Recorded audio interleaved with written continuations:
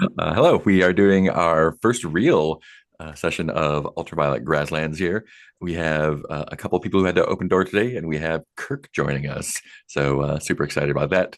Um, we're using open hearth safety tools and all that stuff. X card lines and veils, which are on the character keeper. Open door, clearly, if we need it. Um, Kirk, would you like to introduce yourself? Well, actually, let's go around so everyone can do that. But we'll start with Kirk. Okay. Hi, yeah, I'm Kirk. Some of you might have played with before, some not, or I might have seen elsewhere on the internet. I've played Ultraviolet Grasslands once before, but it was sort of like a hybrid type game. So I'm very excited to get back on the road and see what's going on. And I'm playing a character named Fyrek, just a name I came up with right off because I literally was just kind of creating this on the fly, which I kind of like. Just the roll, go. Mhm. Here we go. Yeah, so I'm excited to be here. Cool. Billy. Yeah, I know we did this in the other video, but I'm Billy, and I have no experience with Ultraviolet Grasslands other than making my character, and this game is pretty crazy, it seems like, so I'm excited to see where it goes. Awesome. And like, Hey, I'm Mike. My pronouns are he, him. As I said in the first video of the series, this is my third experience on a with a with a mini campaign of Ultraviolet Grasslands. I ran the first one with a private group. Oh, geez, it was pre-COVID, so that would have been 2019. I was kind of on an anti-OSR kick at the time, so I wrote a little hack of Dungeon World for it. So we ran it using my own PBTA hack, which I've never gone back to. It definitely needs some work. Um, and then I was in another UVG campaign that went for I think 9 sessions. That was just about a year ago, and we weren't using the CCAT system for that. We were using the OSR system, Black Sword Hack, yeah. which is itself a hack of the Black Hack, which is designed more for like weird sword and sorcery, like Michael Moorcock and Jack Vance and that kind of play. So this is the first time I've played it using Luca Regic's whatever he's calling it now, synthetic dream machine, Yeah. aka uranium butterflies, aka CCAT. Cool. And I'm Mark, he, them. I'll be our GM for this evening and the next 10 or 11 weeks. This is my first time running and or playing UVG, so I'm super excited to get in on it. So we have two returning characters right now. We have Elis and Phaedrid, and now we have Firek. Um, do you have enough to go on with Firik to introduce yourself, or let's introduce our characters as well, so we know who we're on the road with. And let's actually start with O and just go across character keeper, talk about who we are. Yeah, so O is a narco engineer wizard, whatever the hell that means. He's basically like a kind of a rail thin, younger looking guy with this like big, not like a faux hawk, but all his hair kind of sticks straight up. And he walks around with his walking stick and his best pal that is it to everybody else looks like just a donkey with a green plastic hat on, but it clearly is sentient as he knows and tells everybody. Nice. And Phaedrid, I guess next. I am playing Phaedrid Utani, he, him. Phaedrid is a metropolitan advertising engineer. Um, what else do yeah, he's from one of the he's from one of the cities of the Decapolis. Nice. He is tasked to go into he has been tasked by his superiors to go into the ultraviolet grasslands to attempt to interface with disembodied minds. And I think the way I'm spinning that is we've got this really cool product that's designed for the people who have transcended their physical forms, and so you can sign up right here. Only only only 6 units of currency a month. Awesome. And we want to introduce Firik. Yeah, so Furyk, I think, is kind of like well, a project manager is what the background that I chose, and then a traveler. I think he's kind of sort of person who works for companies and then they kind of pawn him off on different places. It's like one of those people who you don't know why he works for the company, what he does. Hmm. And so I think he's on this caravan to like, make sure it all goes according to plan. Or maybe it's because like we don't want him at the home office for a while. Let's just get rid of him for a bit. And this just kind of ties into Kirk's interests. I think he's pretty decent at his job of like logistics and planning and like, the tediousness of what it takes to get people from X to Z, turn a profit and get back to X, Hmm. survive. He's actually very decent at that in his mind. We'll see how the dice if they say otherwise. But it's just like a person who is not cut out for any sort of extraordinary life, and here he is. If you ever watched The Office, the character Gabe, played by Zach Woods, is kind of Hmm. like the 1 second of inspiration I have. Just like, what is that guy's job? Why is he here? It's like, don't worry about it. He's just here, and he does something, and you're like, okay. Nice.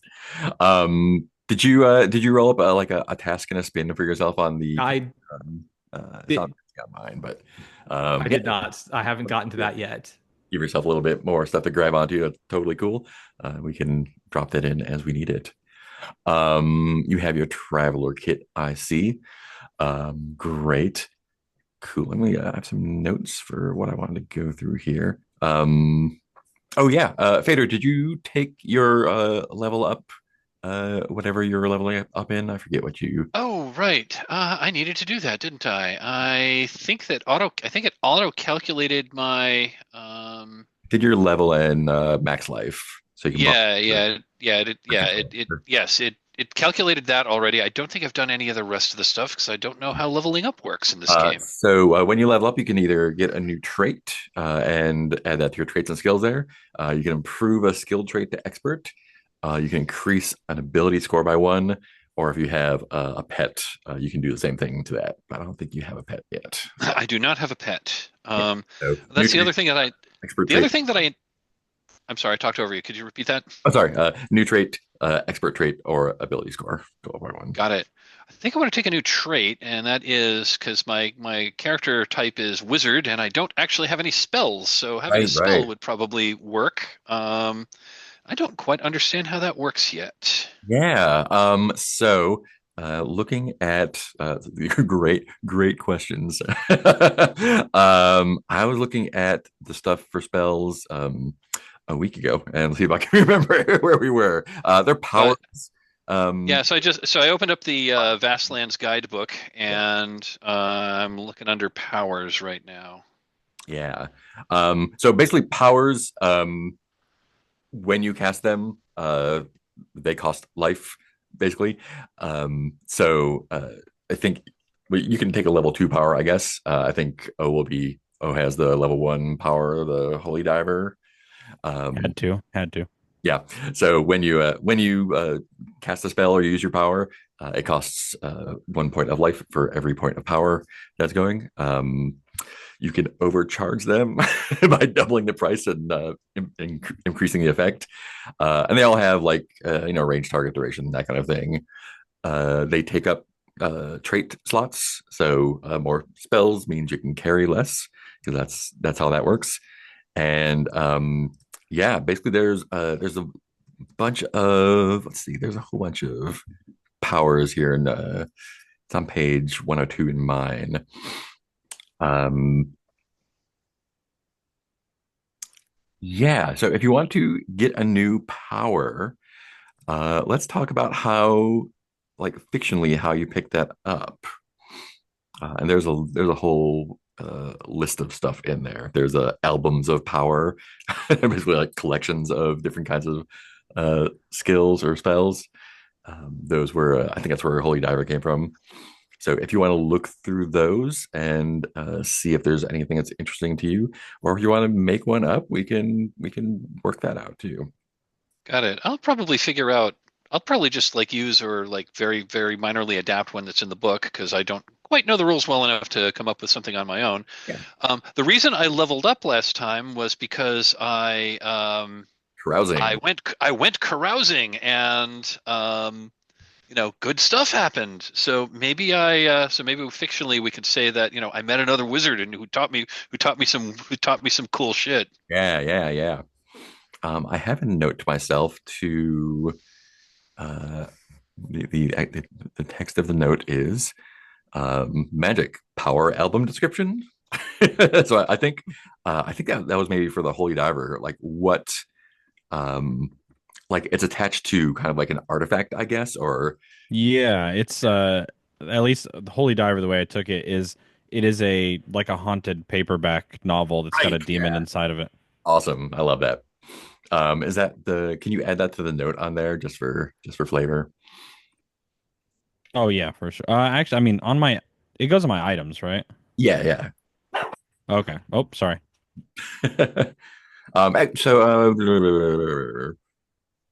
Yeah, yeah. Oh, the highway cruiser spell. That's what it was. The 666 ways to nowhere. Awesome. Cool. So that was the power you grabbed there. Sweet, So, sweet. so I just found a spell that's on what page is this on? It's on page 105 in the book, Hmm. and it is called Orange Dream. Hmm. What does that do? Um, Forgotten Spider's Labors.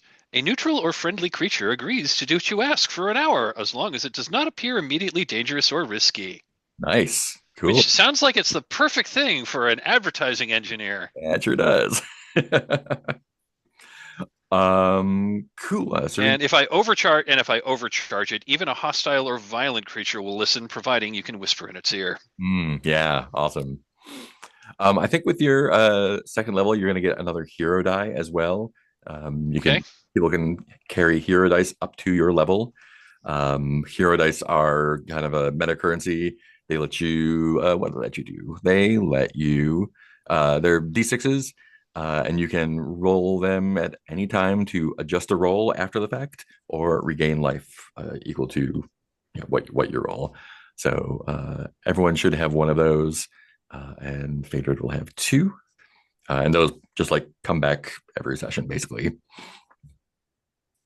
Let's see. Let's check my notes here.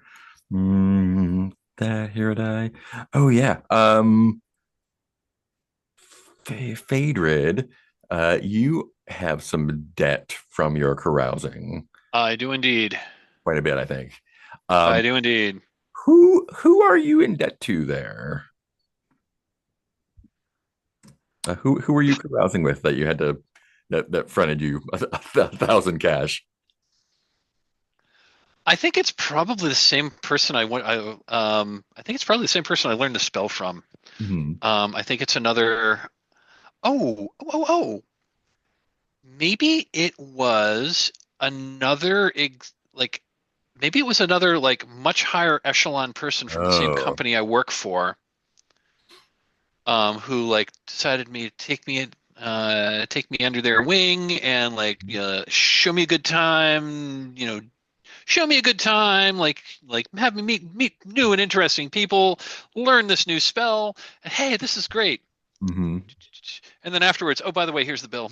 Yeah, cool. I'll keep that there, and And I'll I do noodle on I'll that. noodle on some like names and whatnot. Cool. Yeah, put it on the company card. Pretty much. Great. So, cool. Furic, what brought you to the Violet City? Is does this relate to the task spin that you, It or is could, this task yeah, in general? yeah, just in general, or if you have the task, you can connect it to that as well. Well, yeah, I did. I was looking at the tasks, the reasons or that were in the book, and then I originally thought it was sent by a Grim Corporation, which fits in with what I said earlier. But since Mhm. someone else has it, I was like, well, let's put a spin on it. He's delivering a chess move to a count.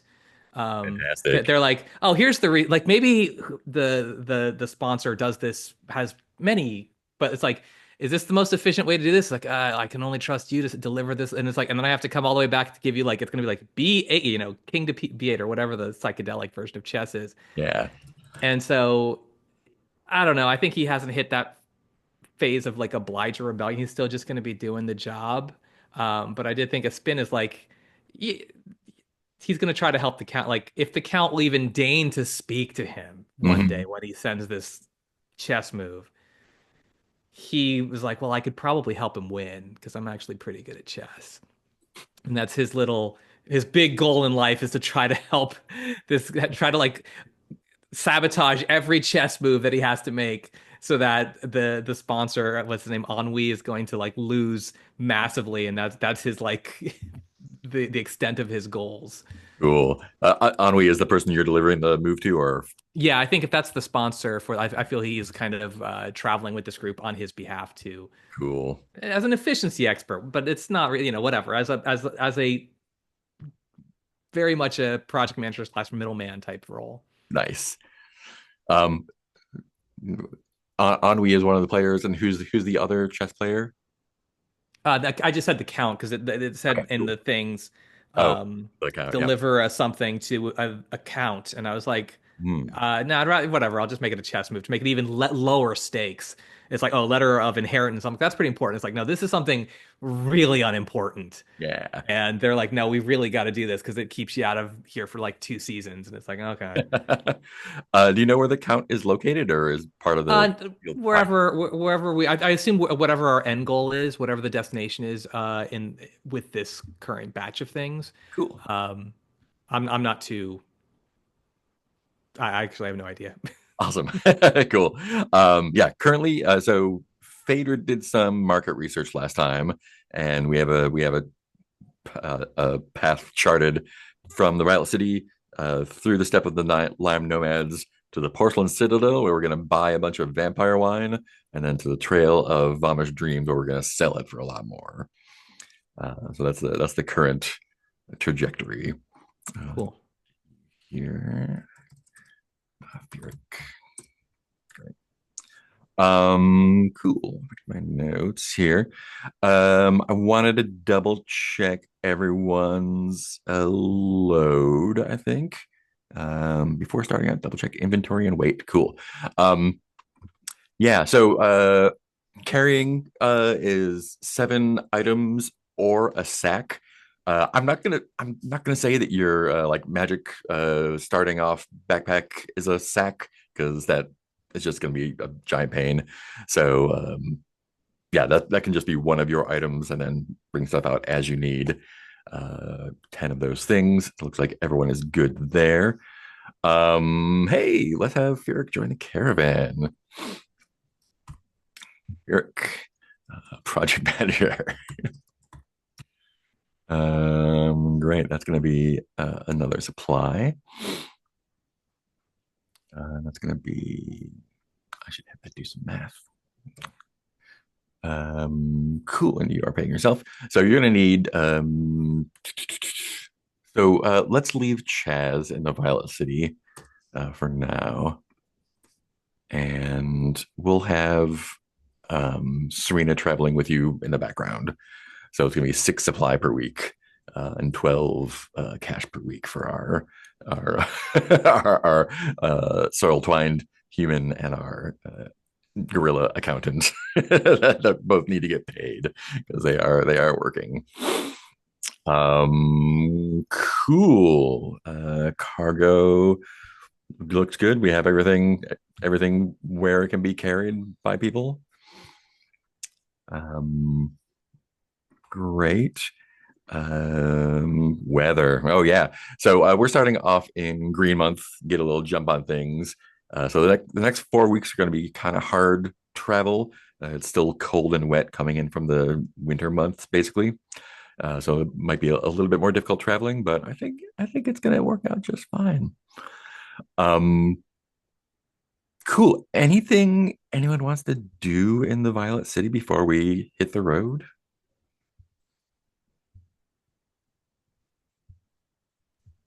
I think that O is probably pretty set. Yeah. Awesome. Cool. Let's do it then. Great. Let me find where we are here. Not the high road. There we go. Great. So, hey, it's our first travel procedure.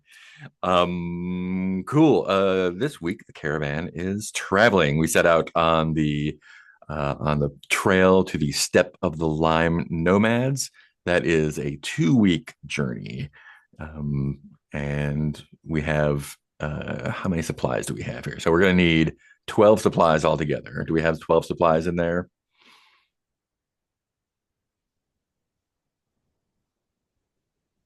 Uh, I have two voyage sacks on me right now. I figured that I was carrying my personal. I forgot what voyage sacks are. I assume they're like a week's worth of yeah, that's just supplies. a sack of supplies. Or Okay. well, a sack is sorry, a sack is like your entire inventory. So a sack needs to be carried on a cart or a vehicle or an animal or something. So like a supply sack needs to be carried by the caravan, or it could Okay. be the only thing that you're carrying. Um, vehicles. So right now we have a two-wheel wicker aluminum cart that is 4 out of 6 capacity with a hiking kit and 3 sacks of books, which are some trade goods you have. Donkey one is carrying our soil twined person. Donkey two is pulling the cart. We have TBD, who's another donkey who I think O is riding. And we have a cart with a camel that's carrying 2 sacks of bananas. So I don't need supplies right now. Yeah, we're gonna need to buy supplies now. I think a camel can itself carry 2 sacks, but if it's pulling a cart, the cart can carry it. It can't carry any sacks, but the cart would probably have a bigger capacity. I think the cart would be also have six, also carry 6 if I'm remembering correctly. I think so. Let me see. Where's our there? Mounts and vehicles. Yeah, I think that was the last thing that we didn't figure out there. Carts and vehicles. Toolkits, auto golem. Auto golem would be good. Not a walker. Let's see. Wagons, carts, and coaches.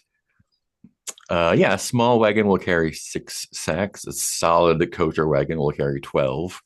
And it is slow. And you have a little bit of spending money if you want to spend something on another cart. We're gonna need 12 supply, you said, You're using 12 supply. to make it there, and that's with no detours or any Yeah, slowdowns. yeah. Correct.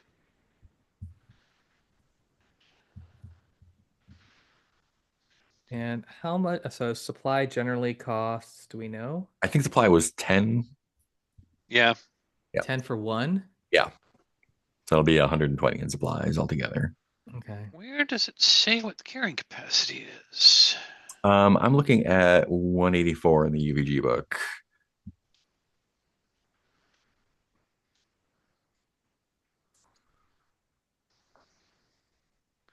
That would help.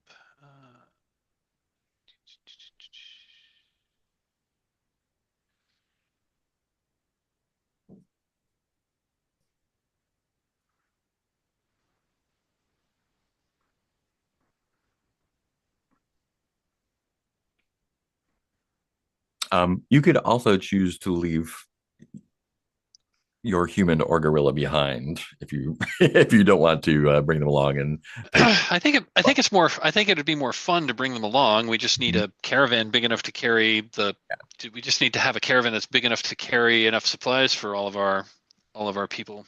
Yeah. And what was the page with the things that carry stuff?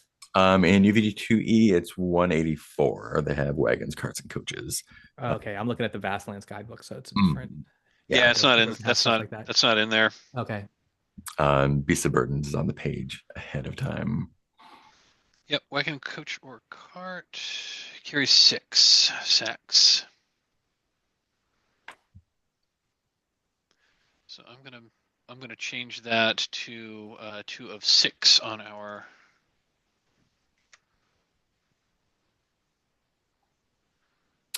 You can hire porters as well. Porters will carry 2 sacks, although they consume a sack.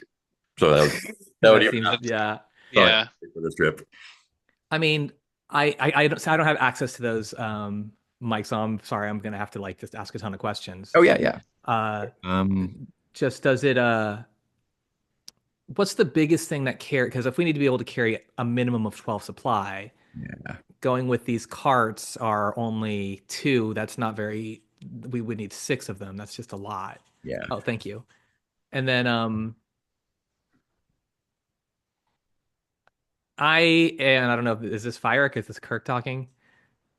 I think it's good to have twice as much supply as you need because True, if we true. run into a desert storm or like a big mud pit, and then if we don't need it, we still have it for later. I just know we might not have enough money for that because that's going to eat up Hmm. 200. That's almost half of our cash supplies. Plus, we need to be able to carry it. So, Yep. and I'm assuming in addition to the transport, you need something to pull an animal or some sort of creature to pull it. Hmm. Okay. I mean, we can also get hand carts, which is basically, we're also pushing wheelbarrows around. Wheelbarrows. Yeah. Each of those holds 3 sacks. Mhm. Um, you can But also go hungry. I mean, you can go 3 weeks without food. So, assuming well, you're I mean, I think there's rules for like trying to forage for food in yeah. the grasslands. Although that's really outside of my character's wheelhouse. Yeah. Yeah, if you're at a destination or in the wilds here, there's a camp action that is foraging, which you take a look at exactly what that means.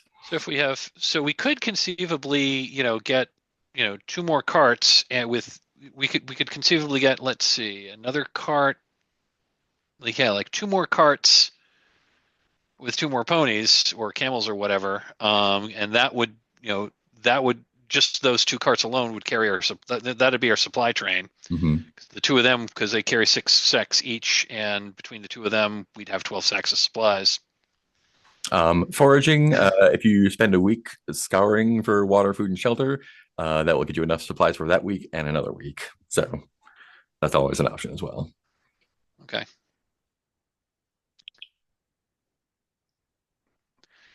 I would suggest that we get I would suggest that we get more beasts of burden, and that we get more that we get two more carts. Hmm.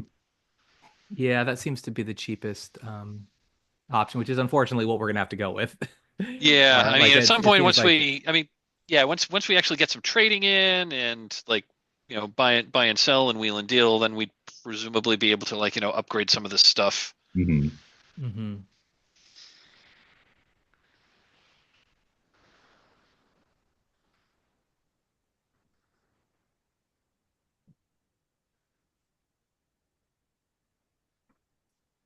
2, 4. Yeah. Wait, that's 540. So we would just be we do we have enough for that? Sorry, we're 20 short. And you have your personal money too, right? You can throw that in. Although it looks like nobody has any left. I've got very little. I got like 30 cash left. Well, we only need 20. I didn't put any cash. I didn't use cash at this point, like for my Oh, character yeah, creation. you should start with 100 cash, I think. Okay. Yeah. I mean, So I'll do it. pony was 70, and a cart was 200. So two more carts would be 400, plus another two more ponies would be another 140. So that's 540. So yeah, we'd be 20 short. Yeah, I can do it. Okay. So our caravan cash is 0. Travel Just the right amount. Yep. So just for sake of okay, so we've got cart number 1. That's that two-wheel wicker and aluminum cart. I'm gonna designate that as number 1. Yeah, good idea. And donkey one is the donkey pulling cart number 1. Zerso is Oh, right, but that's Zerso. Oh, Zerso that's can your walk pet. as well. So Oh, that's your pet. That's right. Sorry. yeah, Zerso is your the person who was hired along at the beginning with your thing as a free person coming along and getting paid. Since we don't have oh yeah, reiterating safety stuff. Um, Lines on harm to children, homophobia, partner violence, racism, sexism, sexual assault. We have veils on torture, slavery, and sexual content. And Ask First on dental horror, kink BSM, mind control, PC betrayal. So, although we acknowledge the existence of slavery in the world, we are not going to engage with it. So, our person who is along with us is a person who has chosen to be hired and coming along. So, they're getting paid. Got it. But Okay. most of you are working, so they can also. So Donkey One, that was Zerso's. Was that? Zerso is kind of. I'm just trying to remember what we established last week. But Zerso, since most of you are walking, Zerso can walk along with you. Okay. So if you need to put something on that donkey, you can. Okay. Well, I think Donkey One is going to be pulling cart number 1. Cool. So I think that means I can't carry anything else. Mm-hmm. Oh, Donkey 2 is already pulling that one, I think. Oh, Donkey 2 is pulling that one. Okay. I just wanted to line the number. I wanted to line the numbers up so we know which donkey is pulling which cart. Yeah. Alter the caravan to your wishes, whatever works best for you.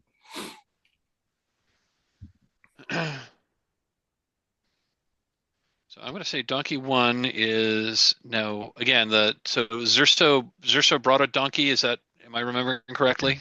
So the basic caravan came with the cart, 2 donkeys, Zerso, that hiking kit, and 3 sacks of trade goods, which were the books. Got it. Oh, okay. So Donkey 1 isn't pulling anything. Mm-hmm. It came with Donkey 2. Okay, so I guess that means again, I'm just trying to get the math here. It's been such a long time since I've had to deal with inventory in a game, and I'm now remembering why I don't. And does the wicker and aluminum cart need 2 beasts or just 1? It just needs 1. It's okay. Smallish.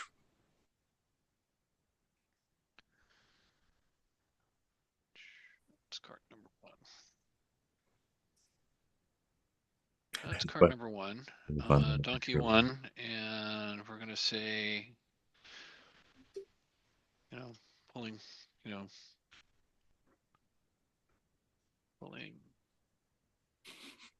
The fun little cartoon of it in the book. Cart number 1. Okay, so we got a second cart.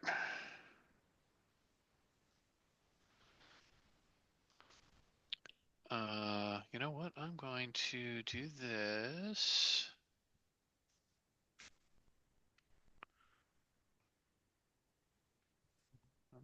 This cart number. I mean, if we are getting another cart, I mean, the donkey I have could pull it if it just is a 1 beast thing, unless we need 2. As long as he's okay with that, apparently. I'd have to ask him. He's probably okay with it. Yeah. He's used to it. Yeah, which means I could walk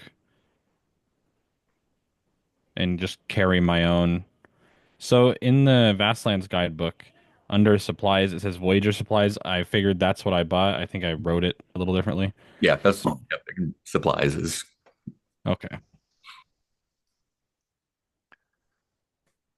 If you don't mind going slow, you can also hire undead porters. Yep.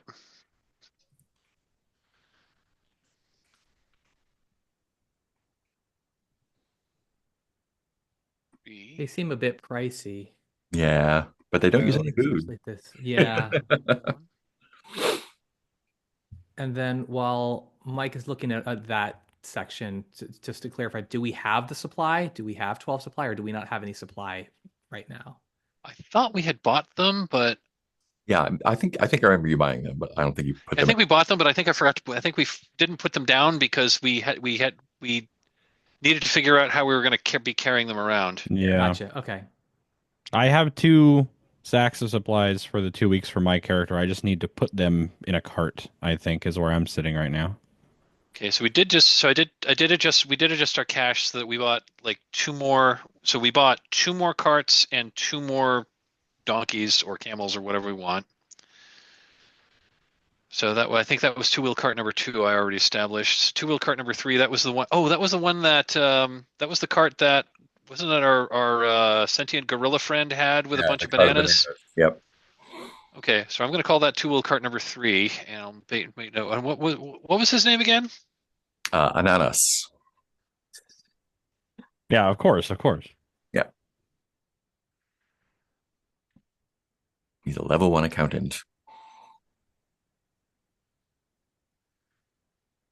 And was this an NPC that you had previously, or is this like a player who's not here, or That was what as is the result of Anonymous' some story? carousing. Okay. Yeah, Chaz ran into this gorilla, and they're like, "We're best friends now. Let's go."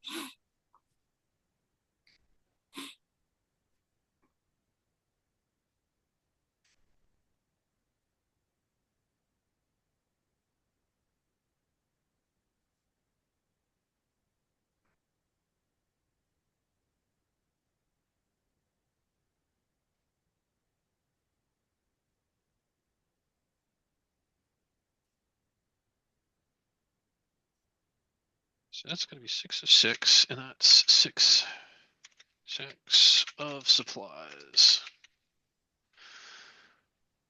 And cart number 2 also has 6 sacks.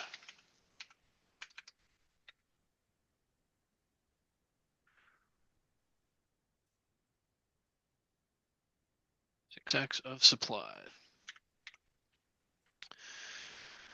Which means, okay, so I think that's our 12 weeks of supplies that we need for our journey. Mm-hmm.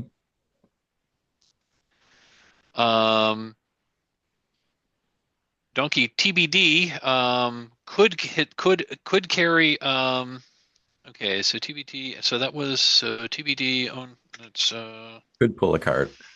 He could pull a cart, or I don't know if it's and or carry. It says his carrying is 2. Yeah, he could carry Yep. 2. So I'm gonna put that. So I'm gonna make a note that it's O's that's O's donkey. I'm just gonna put him down as 2 of 2.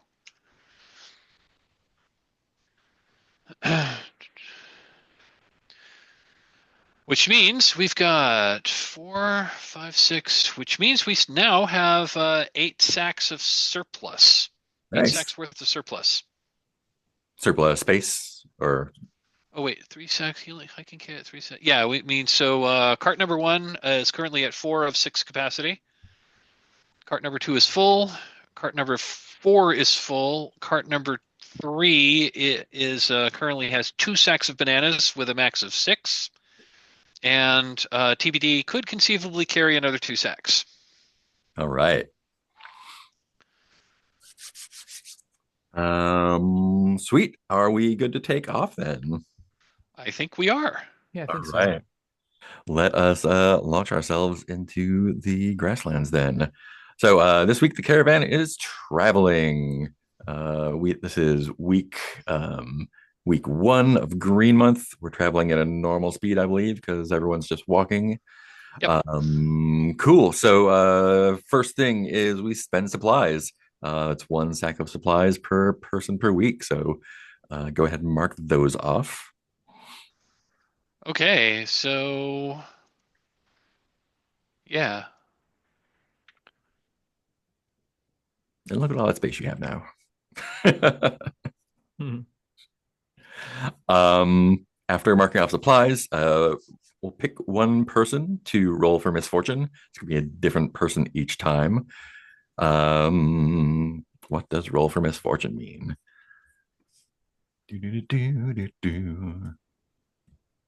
What if everything goes wrong? Misfortune. Long period to do. Different players rolls. Great. So 1 person's going to volunteer to roll a d20. Who would like to do it first? Did someone do it last time? Nope, this is our first misfortune This roll. is our first misfortune roll. Okay. I'm happy to do it unless someone else wants to. Oh, go Great. for it. Am I adding anything to this die, or is it just a straight die? It's going to be a -2 because of the weather. The weather's pretty rough right now. You can, after the fact, add charisma 1 for 1, which means knocking your charisma down, or you can use your hero dice to adjust it at the afterwards. Oh, okay. Okay, so it's not your charisma gives you a bonus. It's No, it's you can you can spend charisma. yeah, Okay, got it. a character can spend 1 point of charisma to re-roll their misfortune. That's what it is.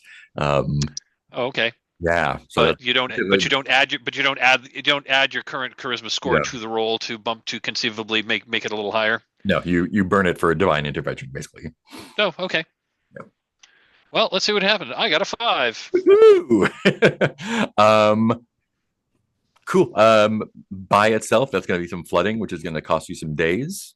You can also Oh. use a hero dice to bump it up or down.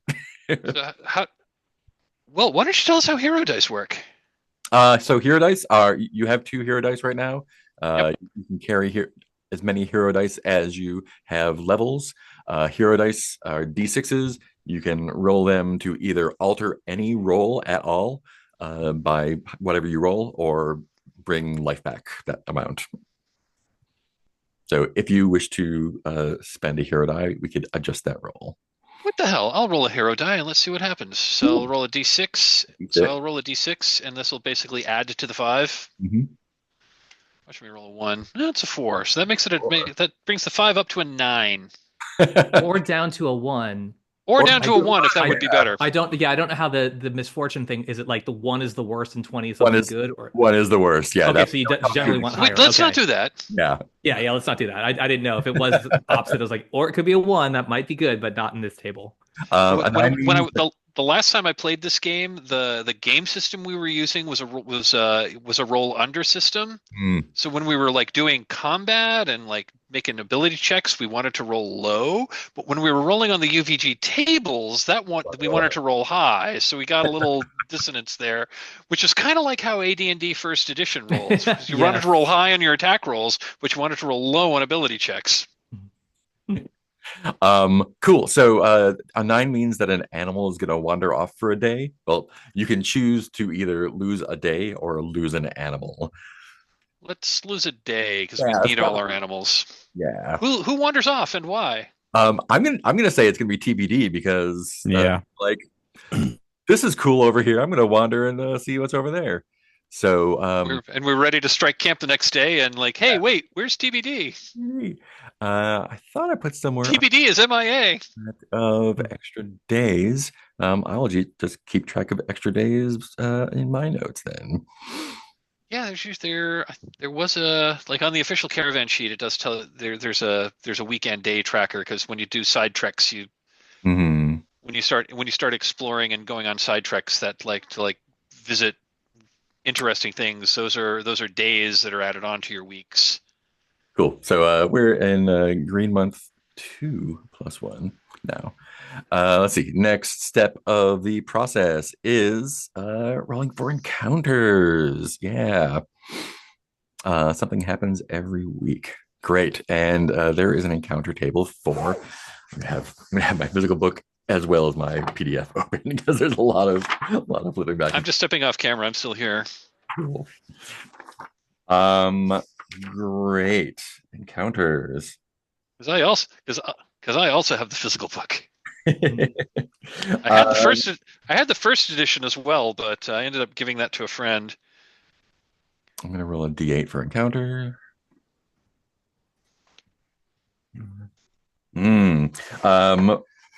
That's nice. Your encounter is a flock of plump pigeons who you may hunt if you wish. Ooh. If someone would like to do a hunt, you can. I'm going to say you can get an extra sack of supplies out of that. Someone should do that. Yeah. Hey, Mark, can you explain something to me? Yeah. So I bought a bow, right? I'm flat broke. I have a bow.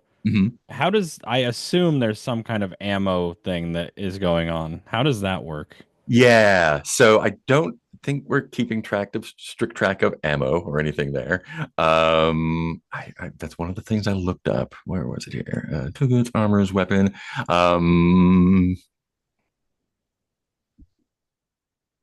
Abstract. There it is. I think Ammo, unless noted otherwise, ammo weighs 1 stone and costs 1/10 the price of Yeah. the weapon. I think so. The way I think I remember reading it, and if not, we'll just play it that way.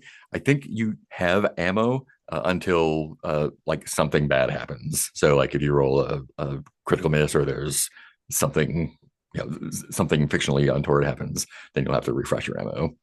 I was going to say if it works like if I mean I know how it works in the black hack is your ammo basically when you use your weapon when you use your weapon you like There's the supply dice kind there's of a thing. supply die which is usually a D6 unless otherwise Yeah. um and um If you you don't have to keep track of it unless you roll a 1 and right. if you roll a 1 your supply die drops by 1 die type. So if you roll a 1 on your D6 your supply die drops to a D4. And if you roll a 1 on your D4 supply die, that means you're out of ammo. Yeah. And I don't know if that's how this works here, but I did just skimming the book here. It made a couple of references to the black hack, and I know that's how it works in the black hack. Yeah. One oh, there we go. Magic numbers. Here we go. Um,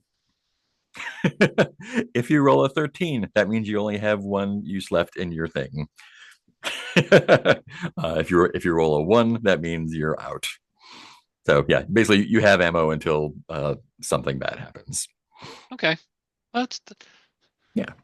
that's another way to have. That's enough. So 13 means you're down to your last arrow, and one means you've taken your last shot. Yeah. Cool. Would you like to hunt with that bow there?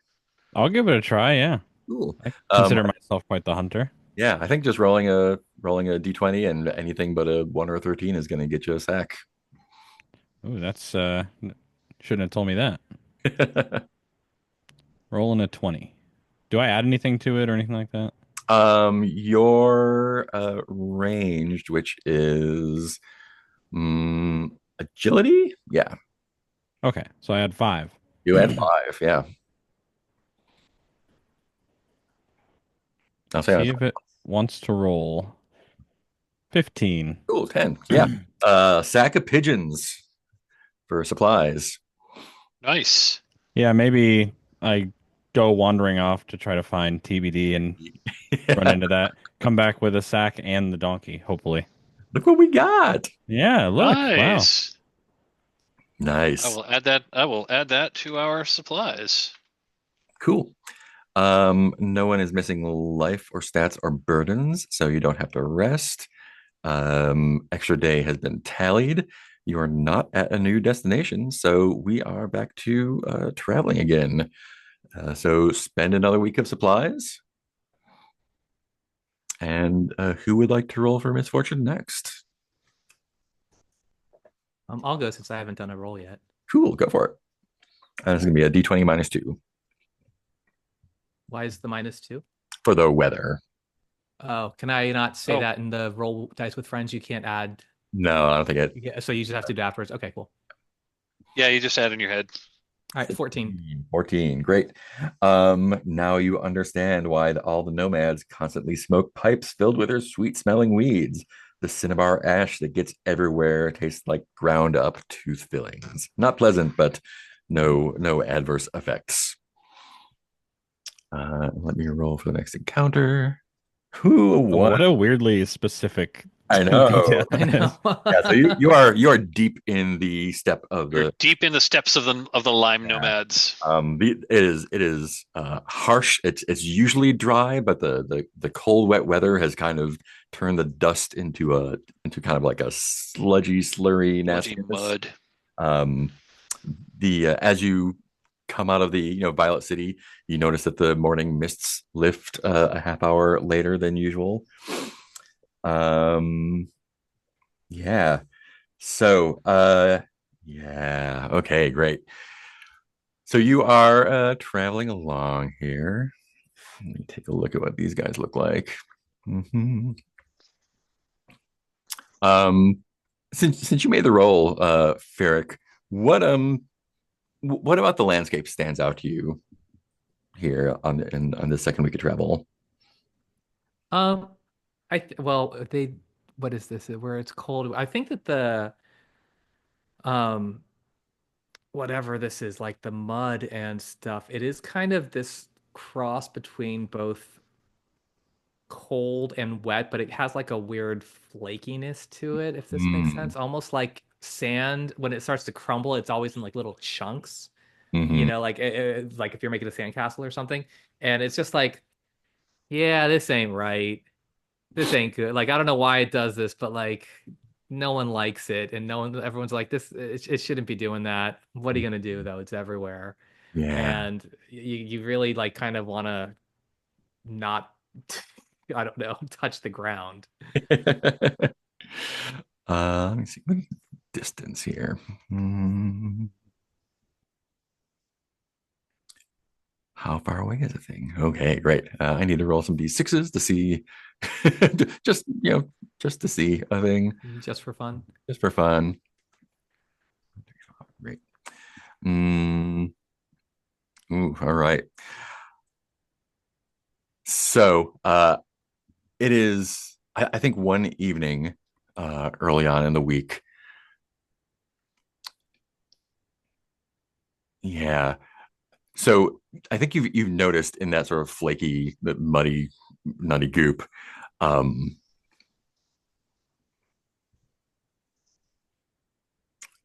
like mounds, like something had been burrowing along the trail, kind of like molehills a little bit. And as you, actually, can I get you to roll a? What would I like you to roll? I'd like you to roll a check mm, against thought, I guess. So that'll be a D20 plus two, and you're looking for a 13 or better. For me? Yeah, Okay, it's a D20. yeah. And then is this considered a Enter. save? This is a save, yes. Okay, so I also get a +3 because of my escapist Oh, trait. this is a like a observation save. So Okay, so it's not a save. It's not considered a save. So just +2, you said? yeah, so it's for thought. Okay, It's for a thought. Okay, thought save. Yeah, 18. fantastic.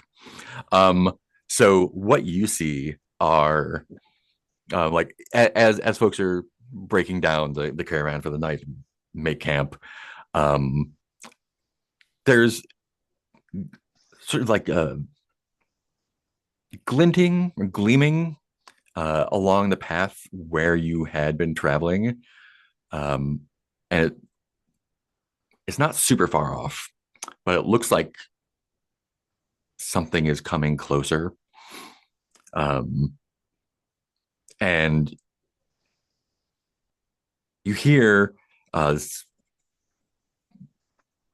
hard to tell if it's underneath you or around you, this like kind of like rattling, clacking sound.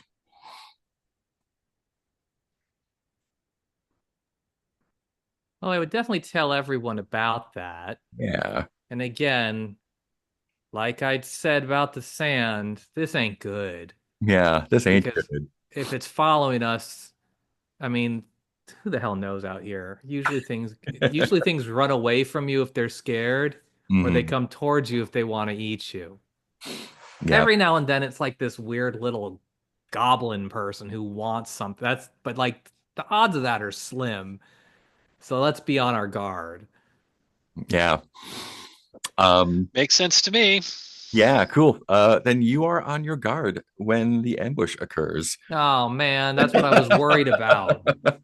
um, Basically, from beneath your feet, the ground erupts, and these are um, kind of half insect, half mechanical, like centipede worms, uh, person-sized, and they are, um, you know, trying to grab. Let me roll who they're trying to grab first. One, two, three. Oh, interesting. Oh yeah, yeah, they're trying to grab Fearic.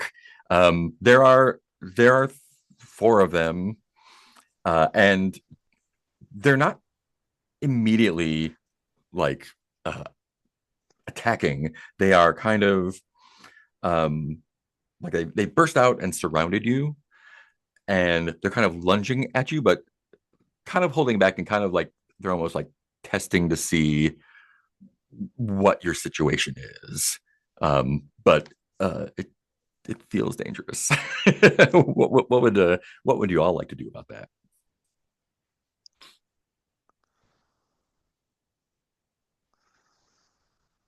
Well, being that I'm surrounded, I wouldn't have the objective view or the subjective view that you would have. So if either of you want to go first, I mean, Pyric's probably just like, oh, damn it. Oh man. So these things are just kind of, I Coming up guess, out of the ground. watching us. They Like, kind of like poking at, like sort of testing to see if Fearic is something that would fight back, I guess. okay. Oh man. I mean, I guess if they're not immediately surrounding me, I would kind of have draw my bow and posture back, if you will. Mm, Show them that I will do something. awesome. Totally. Um, Yeah, I think. Yeah, I think I'm gonna do. I think I'm gonna do the same. I'm going to like the cane. I've been the cane the very posh looking cane that I've been walking with. mhm. I pick it up defensively and grab. I grab the handle and I grab the handle and I pull and it's a sword blade. Of course it is. Awesome. I've got a Um, gentleman's sword cane. nice. Let me see what would be here. I think come on, page turn. Um I think that's an aura, maybe. Hmm. What is aura anyway? Aura is kind of like your like I'm trying to see if aura or charisma would be better for this kind of intimidation. Who is this hero? Aura is fortitude, force. I think it's a charisma. It's kind of your force of personality. Um, and let's go with whoever has the highest. So, oh, can I get a skill check from you with charisma? And you are looking for there's 14. I think this is going to be, I think this is going to be a hard check. So you're looking for a 15. 15. So, So D20 and add my charisma. yeah. Got it. And do you think any of your skills would wizard, narcotic? No, probably not. Yeah, I was trying to think while you were explaining it, but I don't know if he's quite well equipped for this. Mhm. So D20 plus 2. Yeah. 16. 16. Fantastic. That will do it. So the clackers are kind of held at bay for the moment. I don't think they're going to attack while you are posturing.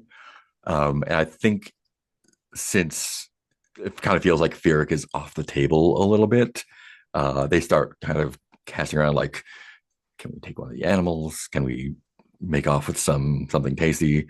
Um, yeah. What would you? And it is dark now. What would you like to do about that? Hmm. Do we have extra sacks of food at all? Like, is that something we legitimately think we could part with? Is my question. We Well, we we've did got get those. one sack of supplies left. And you got some bananas. Oh, that's right. We've got two sacks of bananas. I know we talked about maybe trying to sell those. Mhm. I I was think that was the thinking plan. the whole like, throw something off for these guys to leave us the hell alone Mhm. idea. Yeah, I don't think my spell is going to work on these. Well, actually, let me look at my spell. Well, these are These are like you. These are yeah, these are animals. I can't really talk to them, so yeah, yeah, they're like I can't like. man-sized centipede machines. So they're yeah. Okay, yeah, they're not going to fall for my amazing sales pitch. Yeah, probably not. Yeah. Yeah, I don't really have any stuff that would be great against these guys, other than like poking them with my sword. And I don't like the thought of that. If we can avoid it, Yeah. Yeah. Is there like Yeah. if they're in kind of encircling us in a certain way, is there like a good number of these things? Can I get an There's idea like of how? there's like four of them. There's like you're a little bit well, you three are outnumbered, but there are about there if they were normal people, it would be an even match. They are like tremors, grabbers, only metal, partly. So it's gonna be they look very dangerous. I think the yeah. I let's I think we need to part. I think I like your idea. Let's try to part. Let's try to bribe them with one of our sacks of supplies, and then get the hell out of here while they're going at it. Mm-hmm. Yeah, I think that's kind of what we'll say. You know, like the like Frozen with the bow, and he's like, throw them some bananas. I think that's what we got to do. Yeah. I think I'll hop into the cart with the bananas, and I'm going to rip open one of the sacks. I'm just going to start throwing like bananas at them, like kind of Mhm. like on the other side. I'm going to like toss a couple toward like right toward them, and then more I'm going to throw like behind them to make them want to go that way. Yeah. Yeah. And while they're going that way, we're going to go this way. That's a good idea.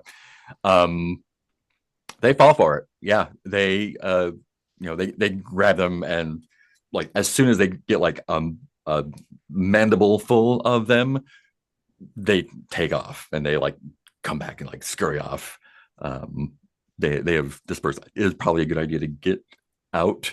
Yeah, let's get out of here. We're gonna Let's get throw out of here. since you're gonna be traveling through the night and probably gonna have to be resting a little bit more. I'm gonna throw an extra day on the travel, just because Okay. yeah, making sure that you're not being followed is probably a good idea. Makes sense to me. Yeah, that is probably the best that situation could have come out because those are fucking bad. Those are really bad things. Great. That was encounters. No one really needs to rest, I don't think. We have that one extra day there. So you are at your new destination. Look at that. Easy peasy. Yay! Um, cool. And so this is you've arrived at the step of the Lime Nomads. Um, here. So yeah, it is.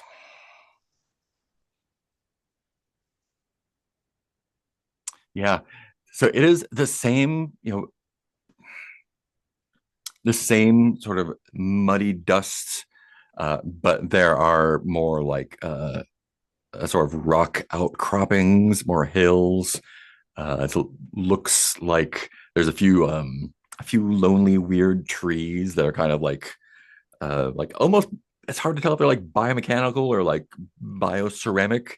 They don't like provide a lot of cover, and they're like it's not like a forest. There's like a tree, and then some distance, and then a tree, and then some distance. Um, they would provide a place to rest if you want to do that.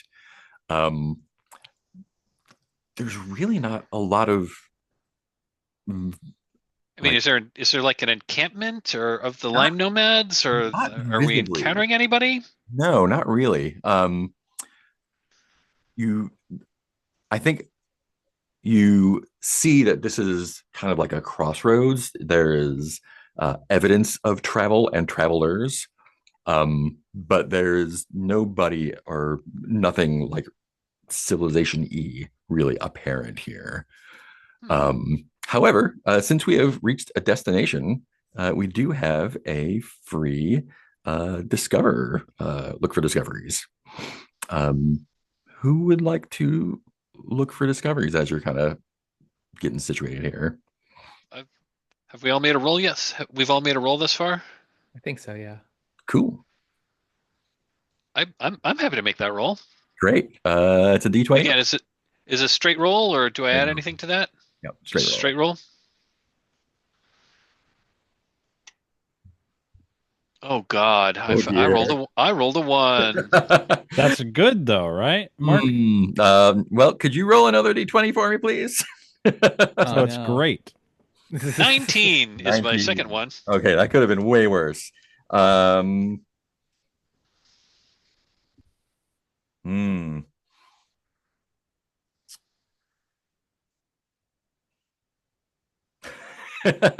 Great.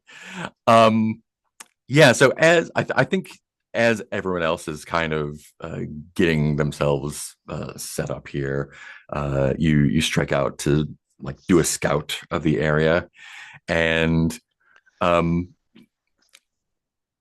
it's almost as if like you come over a rocky outcropping, and it's like almost like they appear in front of you, like a mirage is cleared up. It's a small encampment. They've got the kind of like low to the ground, like Berber tent kind of things that almost blend into the sort of gross, like rusty mud. You, I think the thing that immediately kind of drew you to it. There's a fire burning in the middle. It's actually there's a larger tent in the middle with an opening up top, and you see a fire coming out there with a few other smaller tents kind of around it. Again, these are like low, like they're I don't know, maybe like 8 feet across and like 3 feet off the ground, and you kind of like crawl into them. Um, and yeah, there are some people there. They are what you imagine are the steppe nomads.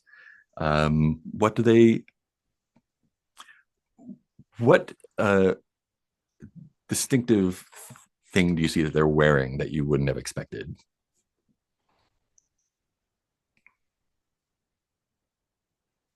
I think that these people are, I think they're wearing cloaks, but their cloaks are, I think they're all wearing cloaks, but their cloaks are feathered. Hmm.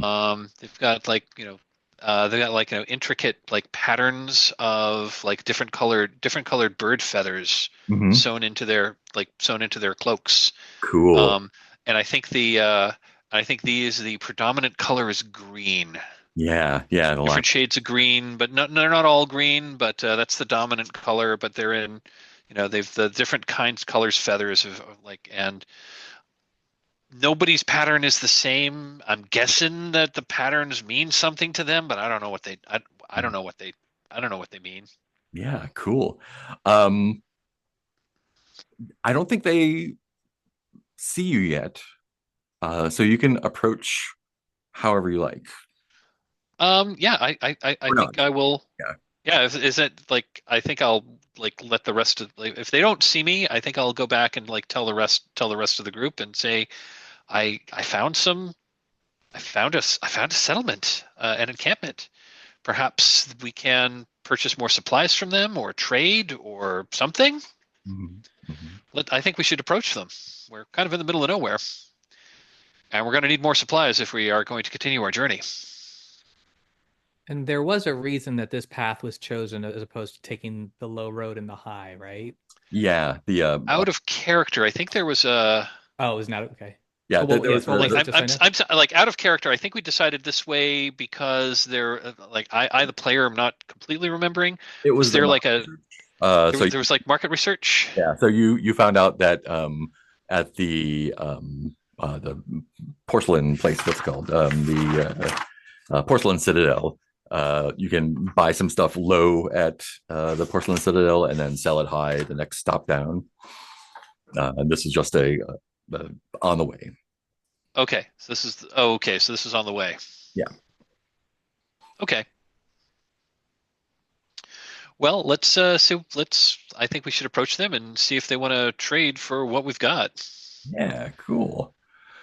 Um, let's do a reaction roll here. Our heroes. Let's get let's get another charisma check. I think this one's gonna be pretty easy. And probably best for O to do it again. Oh yeah, I can lead us on the first interaction, I suppose. D20 plus 2. 17. Fantastic. Yeah. You needed a 7. You're totally good. Um, so yeah, these are indeed some of the Lime Nomads. They I think it might be like late afternoon, evening as you approach. It looks like they are. It looks like they have maybe already eaten and they are kind of setting up for some. Looks like a little party almost. Um, you approach one. Are there names? Names in here? Let me see if I can find a cool name list names.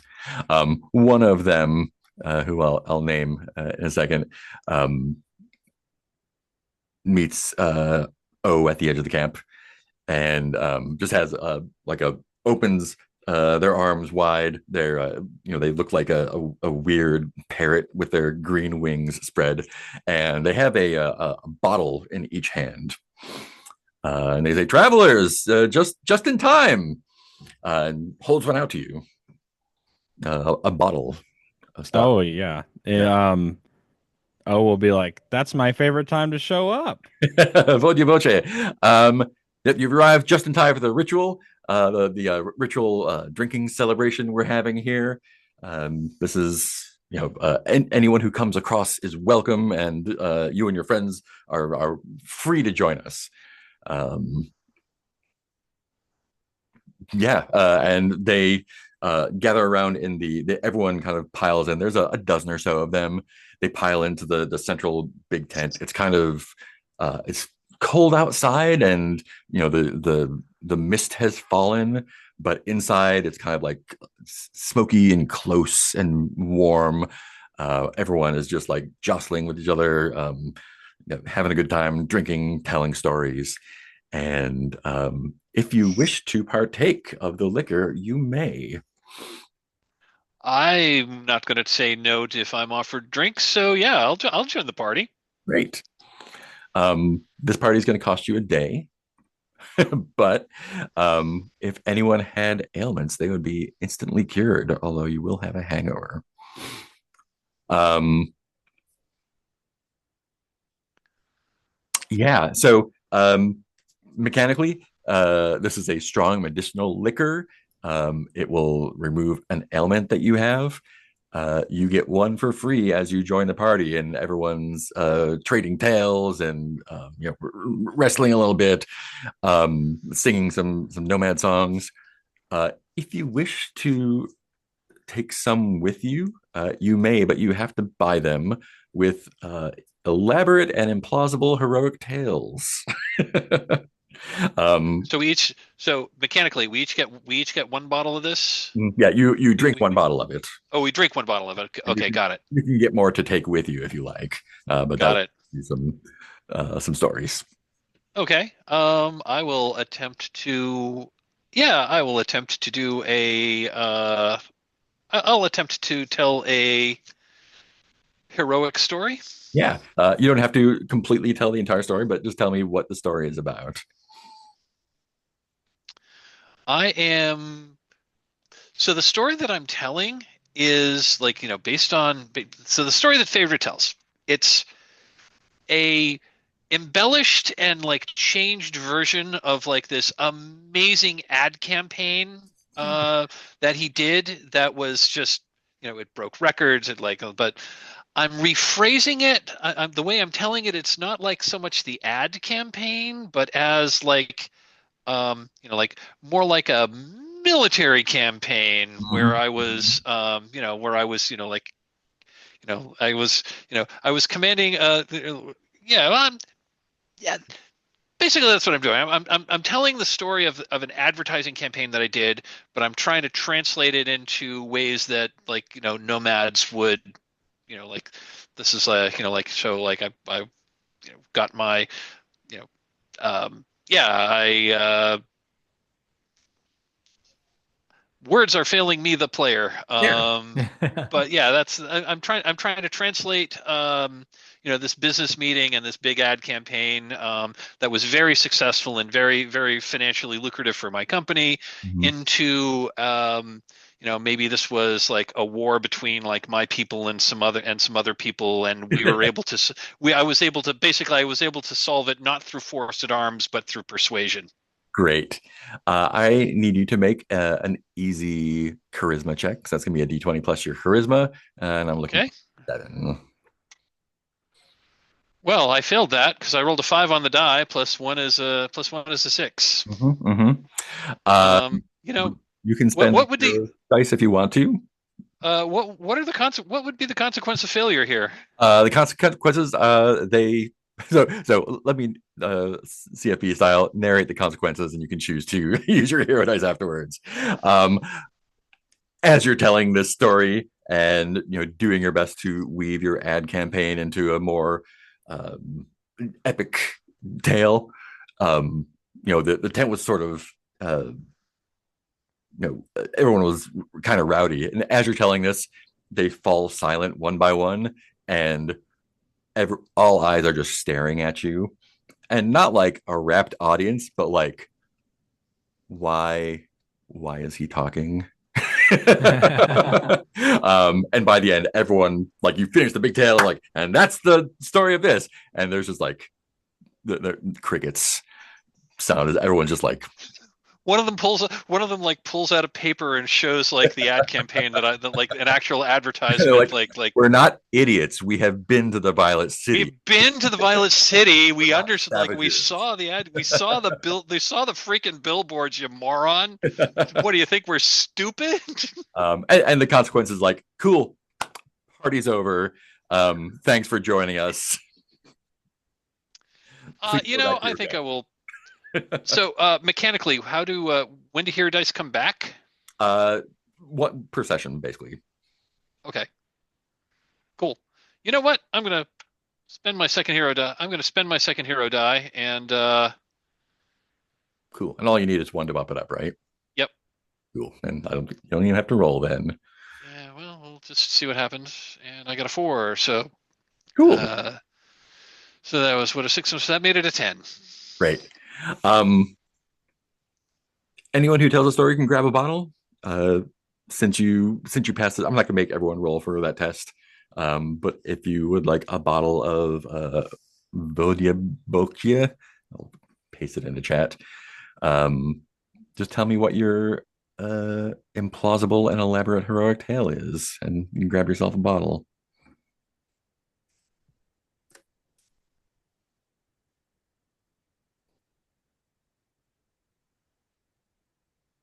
Does Firek, sorry if I'm butchering that, have a story to tell? Probably would. I mean, actually, he has no stories to tell of his real life, but he does have um a it's almost a Shaggy Dog's tale of Mhm. how he had proven, or how he got into an argument with his manager, proving that he could actually jump so high to reach the ceiling, and they'd argue back and forth like, no, you can't. It's like, I can. I was born with special powers and abilities to do that. And he's like, I just really don't believe it. And it's like, well, you've never traveled to the lands I have, where I'm from and where I was born, that we can do it once a year when the moon is in this right place. I could do it. He's like, well, then do it. It's like, no, I won't do it. It's like, Not your well, yeah. And then like, why not? It's like, well, I don't know. If give me the rest of the day off if I do it. It's like, okay. And it's like, no, actually, no. Give me the rest of the week off. It's like, okay, I'll do it. And after much negotiation and haggling, he finally was like, okay. And of course, he could not jump so high to reach the ceiling, but he got out of doing work for 2.5 hours. And that is the true heroism. And hopefully it was enough to at least amuse the Lime Nomads that they were like, all right, that's worth it. Yeah, I think at this point everyone's drunk enough to take whatever story. Yeah, they hand over some bottles. What about O? Yeah. Oh, would you like one? I'll keep it relatively brief, but I think O's story has to do with um the fact that he walks in dreams, but Mm. like does real things. And so this one time he's walking in a dream and he was in this metal hellscape with a singular metallic tower in the center that he saved a princess from with a giant greatsword and just random shit like that. Awesome. They love that. I think that'll close out the party. Everyone kind of like falls asleep on top of each other. A lot of snoring. fire goes out, and you can make your way back to your camp if you wish, or hang out with them if you like. You can hang out as long as you want. It'll only cost you days. Mm. Maybe Oh, tomorrow will we have the opportunity to trade with them? Maybe, yeah. They don't have a lot with them, but we can definitely do some trading if you like, for sure. I mean, we've got how far is it? I would have. Oh wait, there's a map. We do Yeah, have access to the map. Let's see. We are at the step of the Lime more Nomads. weeks for the Porcelain Citadel. One yeah. week to So the Porcelain just Citadel. one So we week do out. need Yeah. to acquire. We do need to acquire like another 6 sacks of supplies from these Mhm. folks. So hopefully they'd be willing to trade for that.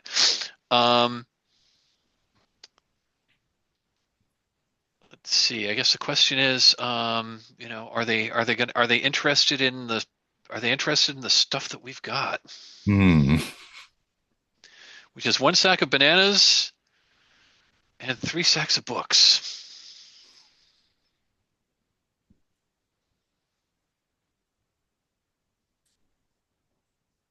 Hmm. Would they be willing to, the books, the books are worth like a hundred cash each. I mean, would they be willing to like trade like 1 sack of books for some sacks of supply for a bunch of sacks of supplies or something like that? I think so. They're nomads, and they've kind of like gathered here for this little party here. Um, I don't feel like they're interested in weighing themselves down. Hmm.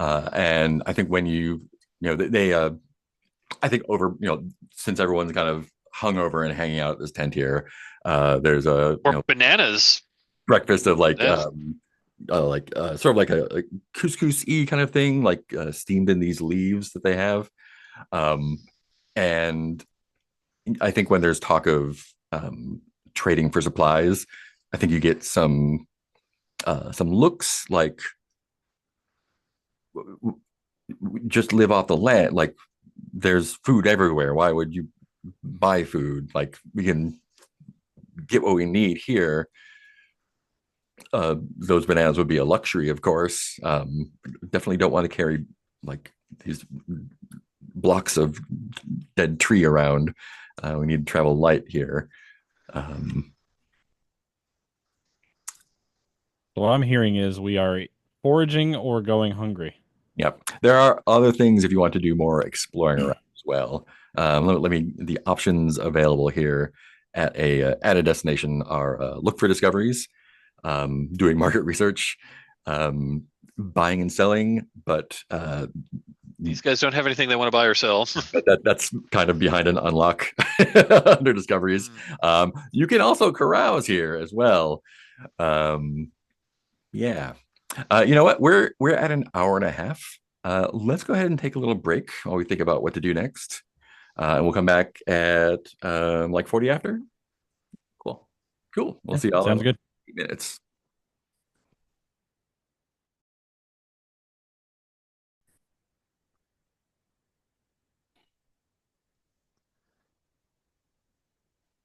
Just one rules note that I noticed while I Mhm. was like during the break. Yeah. So I was looking at the like caravan actions rules Mhm. just on the inside front cover of the main book. It does say you roll 1d20 plus your ability plus your skill if you've got a relative skill. For which one? It just says well, it's just on the inside front cover. It's like, this week the caravan is, and then it says at the top, roll d20 plus ability plus skill over target, and then it gives you the target levels, and it's just on the inside front cover of the main rule book. Um, which of these many boxes are we looking at? On the not on the inside front cover, on the first, Ah, ugh, like right here. here. Oh yeah. Yeah, those are for like basic checks. Yeah. Oh, there's basic checks. Okay, I just assumed that was like, the caravan. I was thinking that was the caravan rules. Okay, never mind. Oh yeah, no, yeah, those are all like there's like in the lower right hand corner, there's like initiative and like little things just pasted all over the place. Got it. Okay. Yeah. No, cool. Thanks for pointing that out though. Um, cool. Um, You can also do camp actions while you're at a destination as well. Um, so you can like heal, forage, um, you know, all that stuff there. Well, I think somebody needs to forage. Um, I think someone I would personally like to look for a discovery. Okay. Ferric, anything you'd like to do there as well? I don't know. I Cool. mean, can more than one person forage in case the roll goes bad, or Oh, excellent question. I'm gonna say I'm gonna say yeah. I think if you spend a week foraging, you get the thing. Yeah, for sure. Yeah, that makes a lot of sense. That would be super cool to be able to do that. So we're gonna say you can do that. Don't want you going hungry out there. Let me find the caravan thing to get in here. Do. Great. Foraging. Foraging. Is there a roll we have to make for forage, or is it just a thing that you can do? There's roll. Where's forage? Or yeah, page 171. There we go. Forage for supplies. Instead of traveling, do. I don't see a roll. I think you just do it, unless you're seeing something else. Again, it's on the inside front cover. Forage. Forge. Follow the arrow. Forge. There we go. Great, great. Ooh, look at that. Cool. Page 171. That should be there. Oh, that roll is not there. Okay, great. This table's all over the place. Cool. Let's do the forage rolls first then and see how that goes. Um, so foraging is you know what? I think Ferric, I did not look at your skill. I think you do get +3 to every save or every save, right? I think so. Yeah. Because yeah, escapist is just luckiness instead of not Your like skill, that's a +3 runs to all saves. Yeah, yeah. yeah. So cool. That's pretty sweet. Um cool. Let's have since you hollered first, let's have you do that roll. Do you have anything appropriate for foraging? No, I think so. Cool. So let's do a D20 for that then.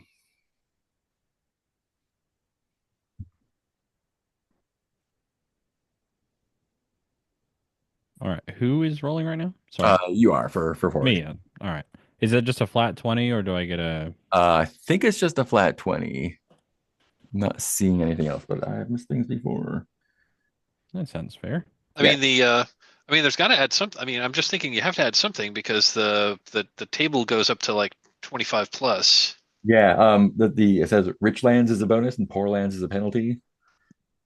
It's not no, it can't explode.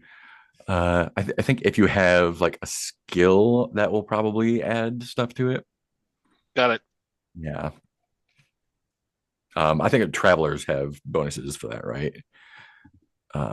Yeah, I I think feel like the traveler skill or trait would be yeah, a traveler plus. skill gives you a plus, +3. I personally don't have a skill All that would right. apply, I think. So just a flat 20 then. Flat 20. 9. 9. A 9 will get you 2 sacks of supplies. Nice. Ah, sweet. Standard result. Um, and since we're spending a week, everyone's gonna have to eat a sack of supplies as well. So you'll net 1. Cool. Ferric, you want to make that roll with a +3, right? Yes, yes.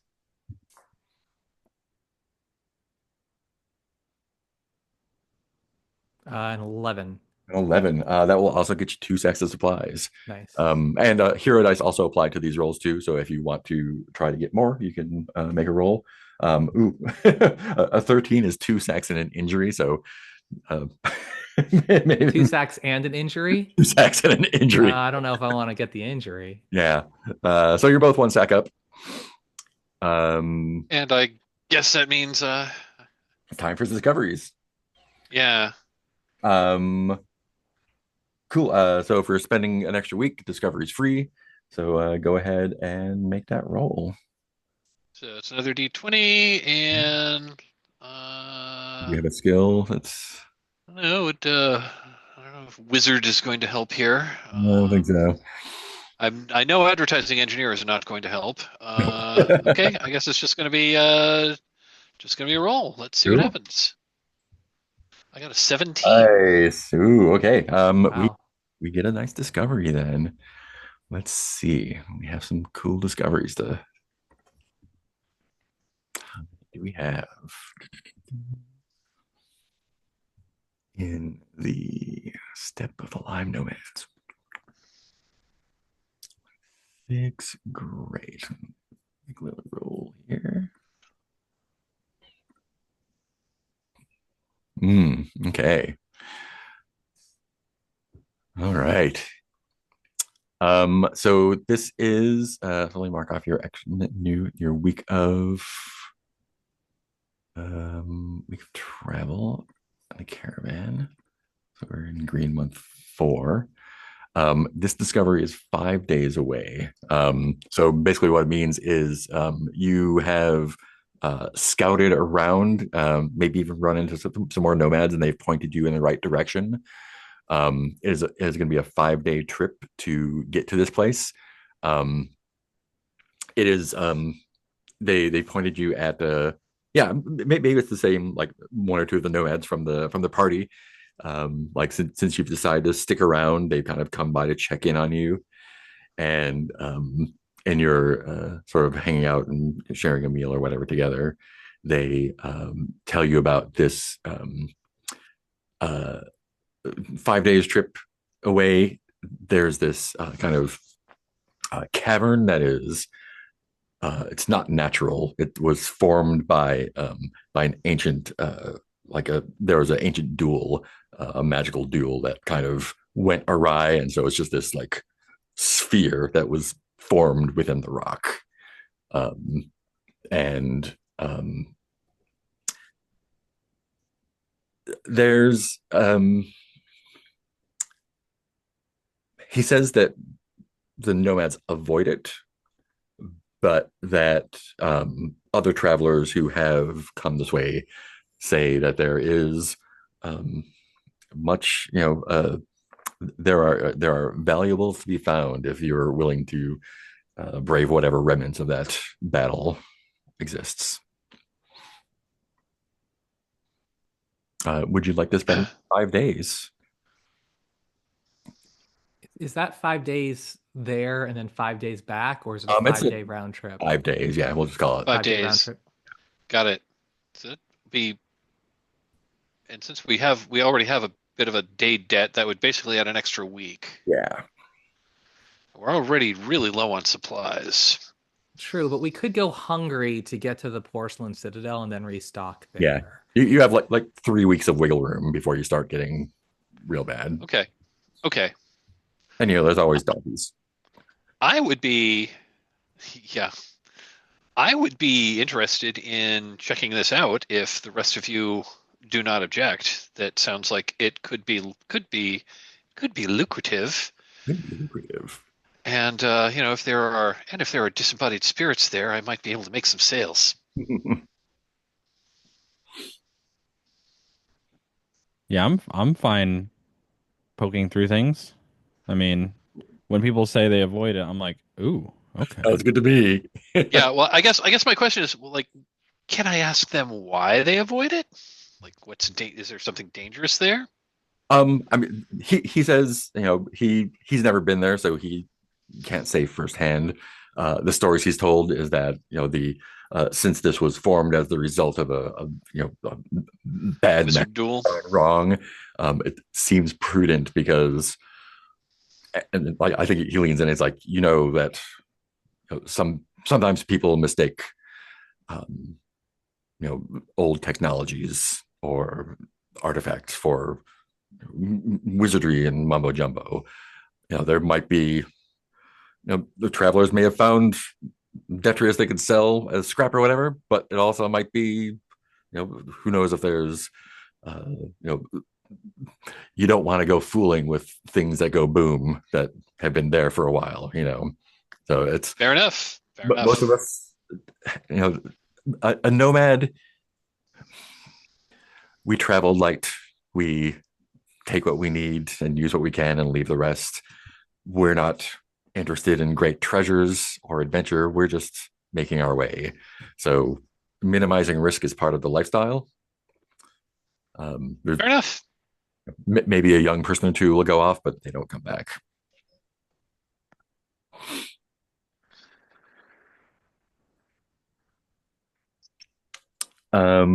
Cool. So this was a week. So spend supplies for this week of foraging and exploring. We are going to have to roll another misfortune before we get to this little adventure. So someone who would like to roll for that, who has not rolled for whoever did not roll for misfortune last, we can get a new misfortune here. I don't remember what I rolled for, if it's misfortune or not. Just for the record, we are now out of supplies. And I'm going to say each sack of bananas is also worth supplies, but they are also more expensive than supplies. So you Right. can eat them if you like, or save We them. can eat them if we have to. Yeah. I can roll misfortune if you want. Ooh, go for it. Is that flat 20? Flat D20? Yeah. A 12. A 12. Yeah.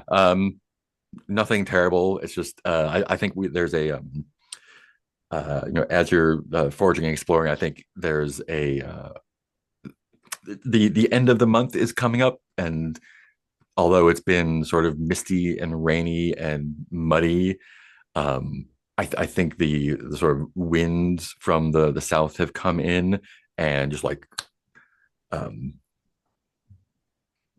eerily quickly dried things out. Mud has kind of caked, almost like cemented in places. You have to kind of like chip away. The tents have been put up. Maybe a mule's leg gets stuck overnight, but it's not a big deal. But things have definitely. It feels like it's like half dust and half ash almost, and it still has that like really strong like taste, that tooth filling taste again, that sort of like metal ceramic grinding taste and smell. There's no ill effects other than it being unpleasant. And let me roll one of these. Okay.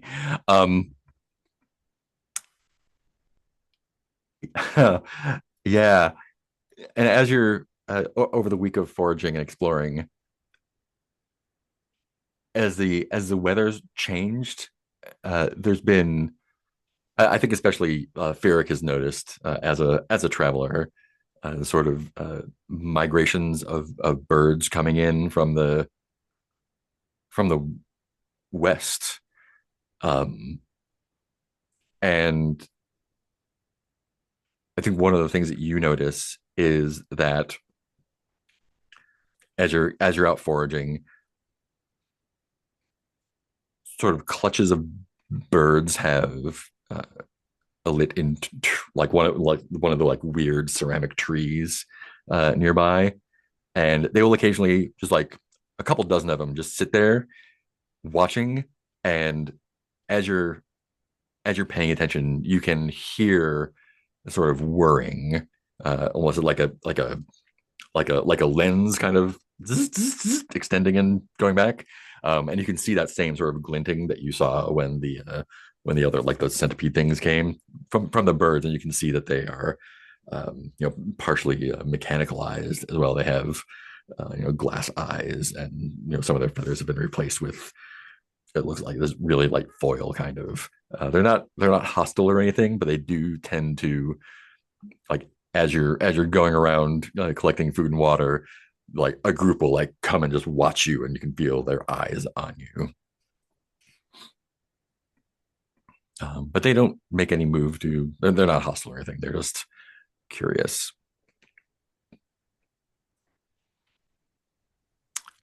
Well, Uh, they're probably not necessarily then scouts or anything like that for it. You know what? We're not important enough for yeah. anything to care. Well, I mean, if they can afford these birds, I don't think they're going to be going after a bushel of bananas and like a couple sacks of books. Mhm. Let's don't mean to bring down the group morale, but I think that they're just creatures doing what they do. Yeah. Yeah. Also, and then because he is, I think, a bit of a downer. He's like, worst case scenario, they're probably just hoping we die so they can eat us. Like, there's just scavengers, so that's probably all this is. Yeah. Um, cool. Do we want to make this journey to the magic cave? Magic Yeah, cave. let's do Yeah. that. Cool. Magic Cave. Magic Especially cave. now that these mechanical birds are following me Yeah. around. And I think they continue to follow you on the journey. It's a 5-day journey, so um, and you can even hear them like at night, kind of like clicking and whirring. They don't make any moves towards the camp or anything, but it's just eerie. I knew the birds out here weren't real. Yeah, these are the birds that aren't real. Exactly. Um, cool. And I think as you approach, so it's still the steppes. They're like mostly flat plains with these outcroppings. Uh, as you head, which way? This is going to be north, I guess. As you're heading north towards the map rotated, um, it's the outcroppings come more frequently and closer together. Almost kind of like we're in like Rocky Hill land, a little bit off like on the edge of the steppes, more like mesas and sort of like Utah style rocks.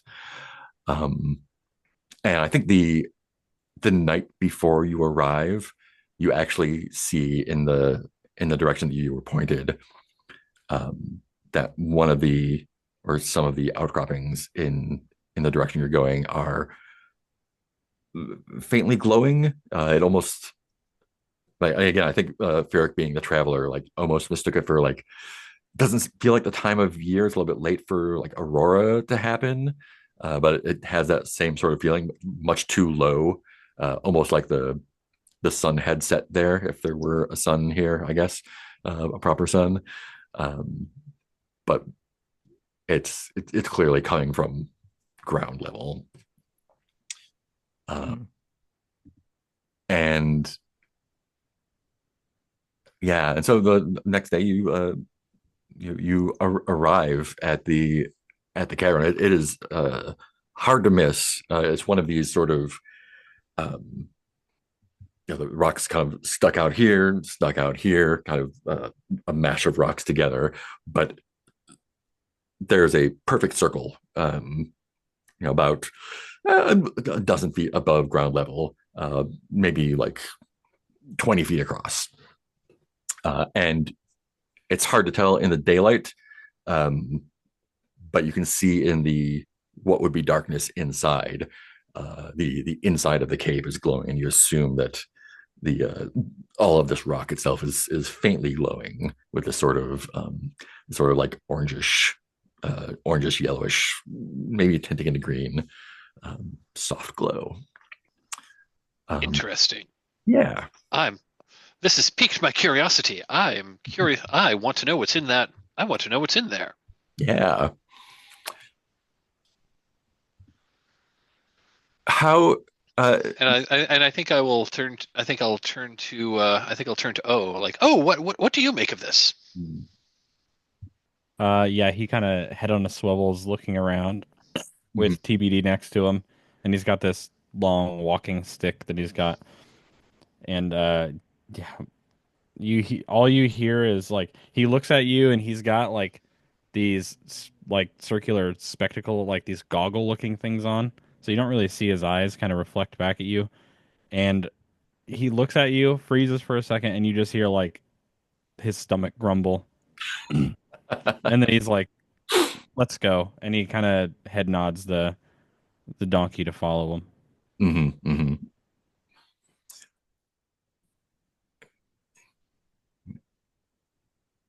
Hmm. Who is who is leading the way, and tell me how you're approaching this entrance.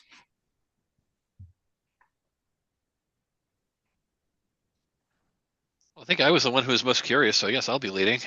Yeah. Um, I think I will just kind of like I'm walking up to it somewhat cautiously. Again, curious, like looking around, trying to avoid anything obvious. Hmm. But I'm also, like looking on the ground to see if there's any like signs of other things that might have come and gone, or they said there were valuables here, seeing if there were Yeah. signs of things that got dropped, or if any of this, stuff might be, gems or useful, or like, gems or metal or valuable ore or that sort of thing. Hmm.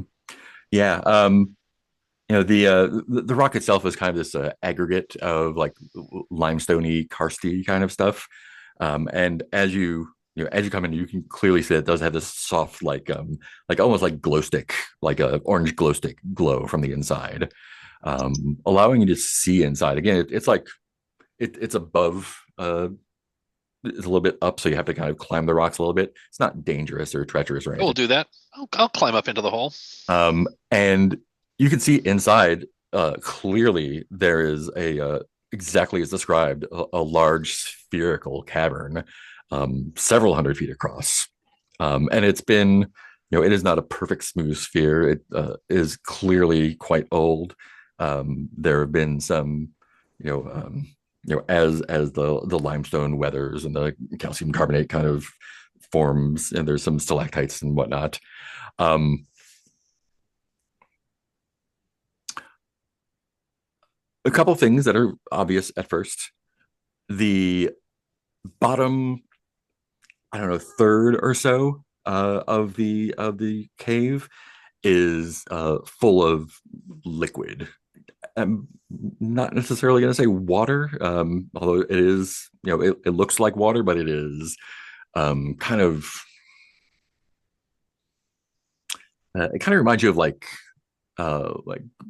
chicken noodle soup kind of texture Oh, and it's color. real It's real sludgy. Yeah, it's not necessarily sludgy, but kind of like Got oil? oily and brothy, and um, or the organic smell hits you like as soon as you get to the entrance. Um, there's definitely some sloshing around happening in there. There's the glow is dim. It'll take your eyes a moment to adjust from the sunlight of the steps. Um, but there's definitely there's stuff. There's, And there's something you there's can hear it. something moving in there's something moving in this pool, in this like oily pool. Yeah. Um, yeah. What what would you like to do? And again, it's not treacherous to go in. Like you can get in there and kind of poke around without like sliding in or anything. I want to go in and poke around. I'm mostly going to avoid the pool, but I want to see around it to see if there's anything of interest, anything of value, anything to learn. Yeah. Runes on the walls, or like interesting stuff on the ground, or that kind of stuff. Yeah. Um, your charisma is one, right? Yes. No reason. Um, oh, perfect, fantastic. Um, so as soon My high stat is aura. that will do you though for sure. So as soon as you enter, uh, something big that you hadn't noticed looking in, but you kind of see from the absence of glow on the far side of the opening. It's almost as if something, I mean, not almost as if something large that had been sitting near the edge of the pool kind of flopped and slopped off. And by large, I mean like appropriate reference for it. Um, yeah, like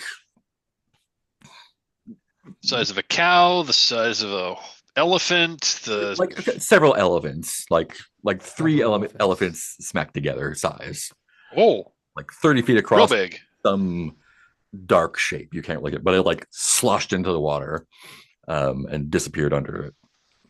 And you can kind of see like it it is awesome in whatever its dark size was, but I think the like I think as a wizard, the neat thing that you notice is that where it was, the cave walls are darker, and then kind of as the you see that for one, you see the glow starting to come back, almost if like whatever was there was kind of like, Oh, it's like absorbing the energy. yeah, or like whatever was um causing the wall to glow like was being blocked or whatever. But there's something large in there, and you can see from the movement of the water is moving your way. Wow. um Farrakhan, oh, are you also in there? Are you kind of hanging back, or what would you like to do, or what's your disposition? Well, upon that, stepping back seems pretty cool for Ferric. He'd probably always be towards the back, Mhm. but the question right now is, what is that thing, and are we big enough to be considered a snack for it, or too small of a snack? Because three elephants is pretty big, but that's not a very fun calculation to make. Yeah. Like, so he's just sort of backing up. Mhm. Um, Uncertainly, like just kind of think, but if it's also swimming towards them, it's just like, oh, I don't like that at all. So yeah, that's where he's at. Yeah, and I think O would be kind of just behind Phaedrid Mhm. and probably not seeing the same thing with as much detail. Also being a wizard though. Yeah, yeah. Um, so he kind of cocks his head being intrigued, but at the same time he's like, ah, probably not good. Where like I first of all I didn't realize the water was that deep. Mhm. Mhm. Second of all, how close is that pool of water to us? Is what he's thinking. Yeah, so it's think of it, so it's the cave itself is spherical. You entered probably like, I don't know, approximately halfway up, to like 12-foot hole. And like the bottom third is full of this liquid. So you've got a good math, like there's a good like 20, 30 foot like shore that you can kind of poke around in. But it's a bowl shaped shore. Um, One needs. Is it slippery? Do I need to really watch my step lest I like land in this pool of liquid with the giant whatever it is that's in there? yeah, no, again, it's kind of like this limestone aggregate, so it's Okay. kind of rough. It's again, it's not a perfect sphere. It's been weathered and whatnot, so it's not treacherous. So I guess the big question is this thing that's in there, is it benevolent? I mean, it didn't attack us when we entered its lair or anything like that. But I Well, but Not but I yet. didn't but I didn't get a but we didn't get a good look at it. yeah, but you, as you're pondering this, um, it's the head crests from the water, closer than you expected it to be, and it is. The head itself is a good 20-ish feet across, smooth and multicolored, and like an eye the size of like the biggest melon you've ever seen, just like appears in the middle of it, and like just looks at you, looks at O, and like looks at the entrance and like squints, kind of like you see the pupil contract, the flesh around it kind of squeeze, but then like shakes a little bit and looks back at you. And a tentacle comes up out of the water and starts sliding along the floor towards you, Phaedrid. Um, I'm looking at the tentacle like warily, and I will extend my I will like I, I think my right I think I'm leaning on my sword cane like Mhm. with my right hand, but I extend my left and say, um, we mean no harm. Hello, um, hello. I am called Phaedron. We seek an audience.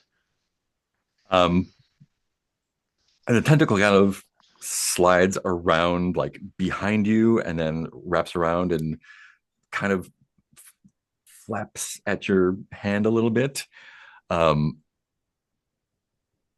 pull it, it pulls a little bit, almost as if it intended to kind of use you as a support to pull itself out of the pool, but then like almost as if it immediately recognized how silly that would be. The tentacle kind of like flops back on the ground as the rest of this giant octopus slides out of the water and kind of like rests its weight sideways as it kind of like considers you with both of its eyes now. The tentacles kind of sliding around the floor, kind of probing at you. And from beneath, there's a voice.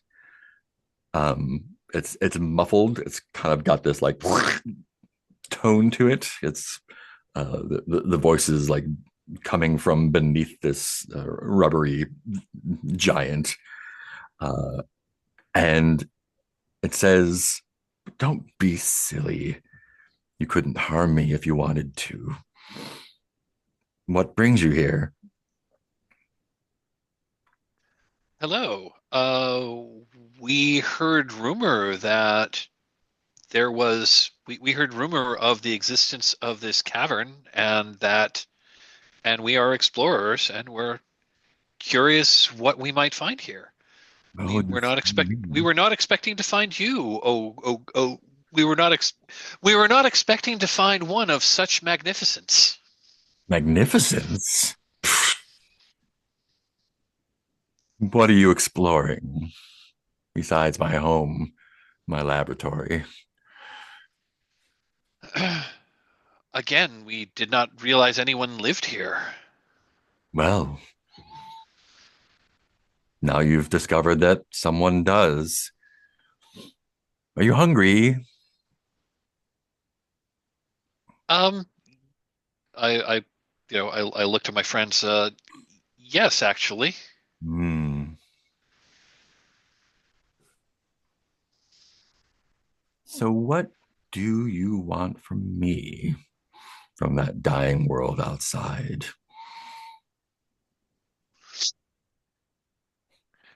The world is dying. Oh, Um, yes. It's essentially ended already, hasn't it?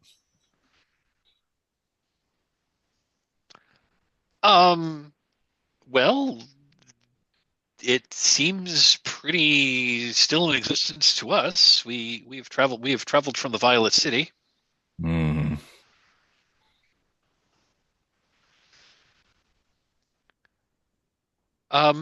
Might I ask your name?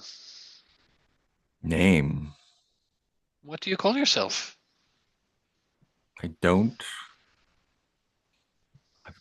don't consider myself in that way, I suppose. Hmm. I haven't needed a name in a very long time. Most of you don't bother talking to me. It's a pleasant change. You're very polite. Uh, um, Phaedrid bows and says, "Thank you. I, I, I pride myself as someone. I pride myself as a communicator."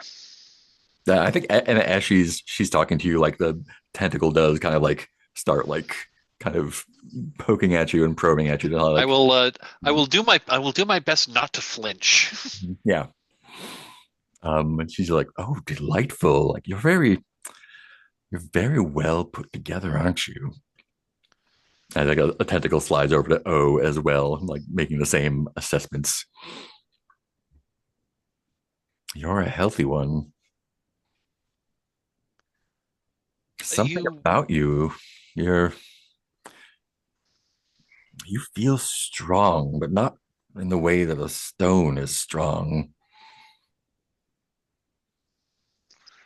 You mentioned earlier that you were conducting experiments. What may I ask what you are working on? I'm trying to revive the world. Uh, Again, the outside world is teeming with life. There are civilizations, there are people. We are explorers. We are also traders. You Um, don't have to make me feel better. I know. I know what it's like out there. So it burns. But my children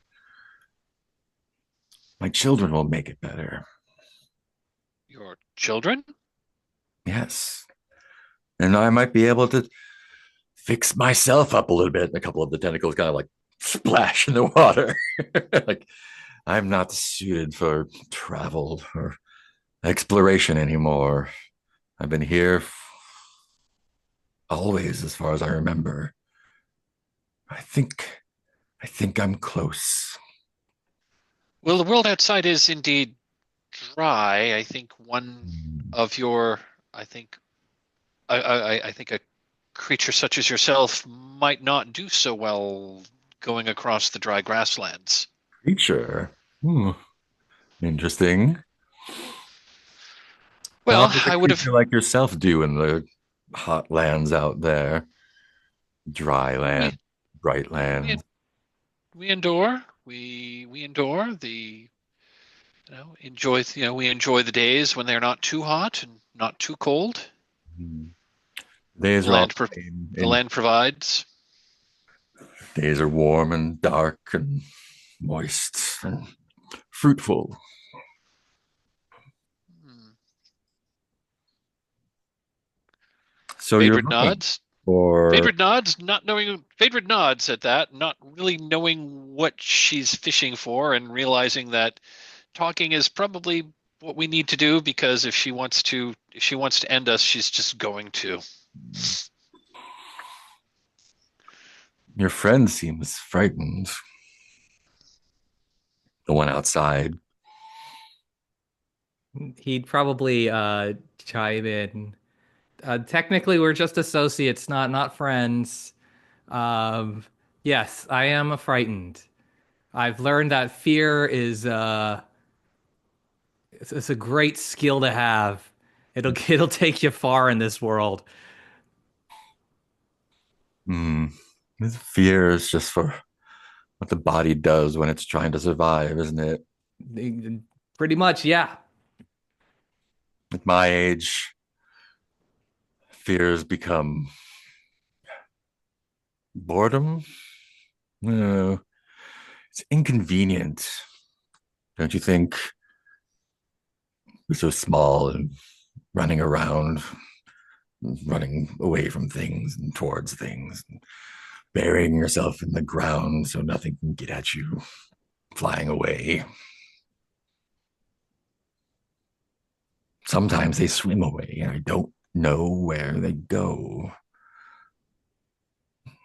The children get Inter- lost sometimes, don't they? well, that I can agree with. Sometimes children do run away and get lost. Hmm. And you're like a uh, one of her tentacles splashes in the water, almost like she's like swatting at something, like shooing something away.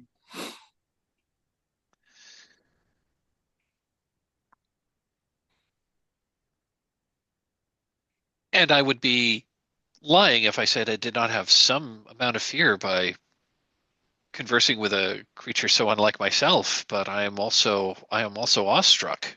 You are such a, you say you are from times long, long ago. Well, I could be. I don't really remember. It's been so long, but just because my memory is poor doesn't mean that I'm old. Fair enough. So you've come to my home, my children's home. Again, we Sleeping did here, not. staying here, Again, moving in?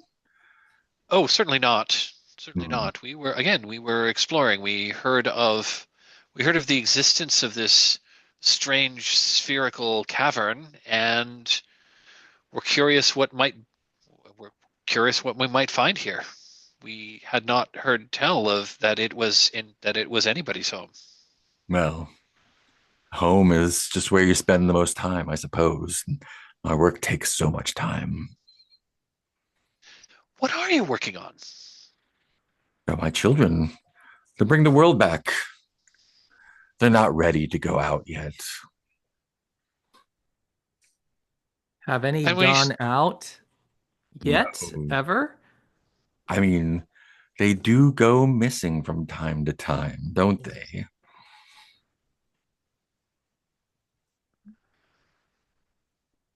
but they come back. Do missing things come back? I suppose they wouldn't be missing then, would they? So there's a chance that they're out there in the grasslands, Oh, possibly alive, possibly not. oh. If we see any, do you want us to pass along a message? I'm good at that. I bear a lot of important messages amongst important people, but this one seems more important than the stuff I normally work with. The other visitors didn't like my children. I don't think that you would like them either. Hmm.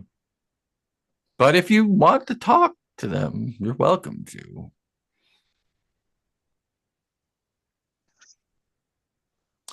You sure you don't want to stay? I could fix you, make you more suited to the world out there. I think frankly, I think we are already well suited for the world out there, for that is the world that we came from. Maybe I could learn from you then.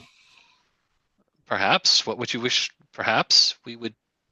I would be happy to. I would be happy to share with you what I know of the outside world. And the tentacle kind of like goes up the back of your head and kind of like strokes your hair. She's like, Hmm. what about you fixes the world, do you think? What's in there? Feels so strong.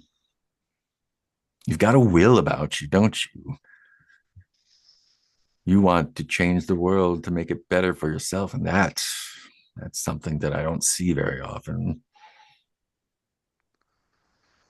You're and she pauses, kind of like gives your head a little squeeze again. Your masters, you're just a tool to them, aren't you? But you know better. What what are you after? I wonder.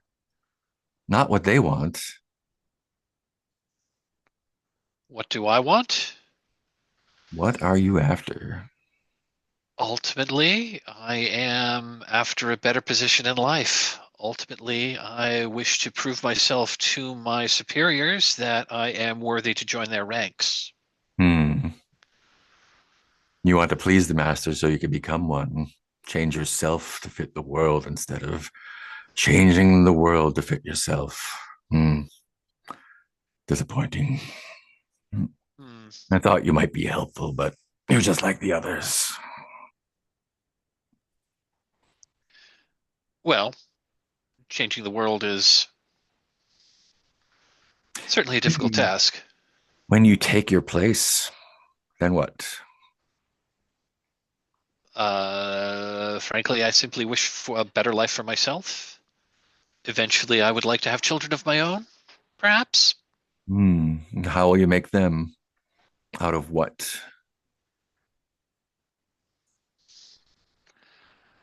Well, Will they bring the world back?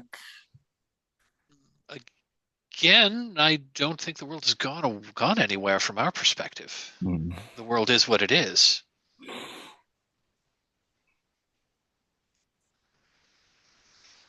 What are you proposing? Proposing. I suppose every experiment has a proposition. Most recently, so many hands. I was thinking that to impose one's will upon the world, you must grasp it. And to grasp it, you must have hands. So the more hands, the better.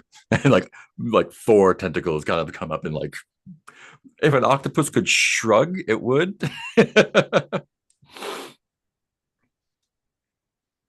But I am patient, and you're very pleasant. You can keep your hands to yourself. Thank you. But what about you? You've been awfully quiet. Dreamer. O is just like jaw hanging open, like awestruck by this thing, basically the whole time. He'll like shake his, he'll compose himself a little bit. Yes. What do you know of dreaming? Oh, that's half of what I do here. Maybe we shall encounter one another in dreams after tonight.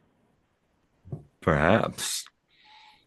Let me make a note of I that. suppose I'll go looking for you if that's all right Well, I to don't think learn. I could stop you.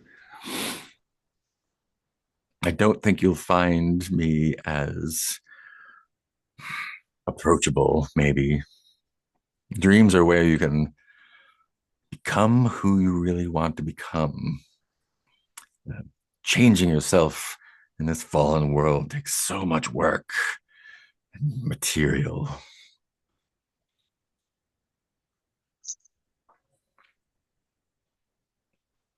Are the tentacles still? It kind of like, yeah, just fondling and exploring. I think one is kind of like reached like not like stretch reach, but just kind of like idly like move towards the entrance of the cave, just like almost not quite beckoning, but like I'm available if you want to hold hands, kind of.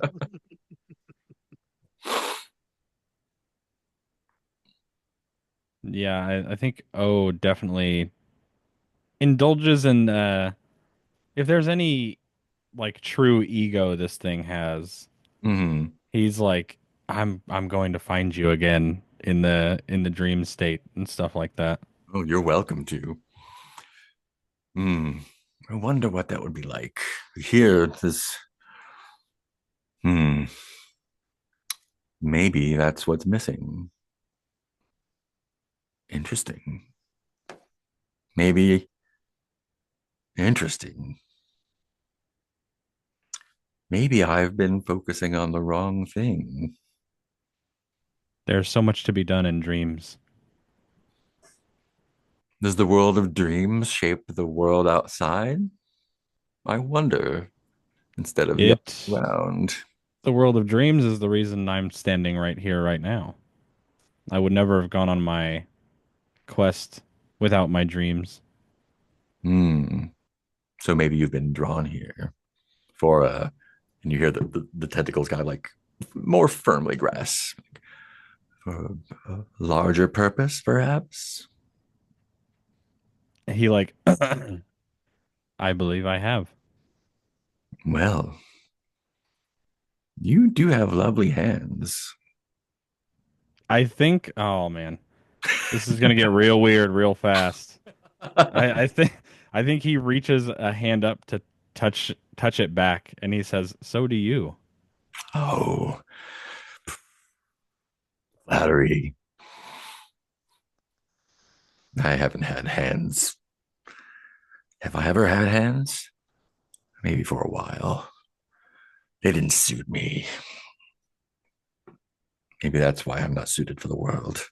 This dead, dead world.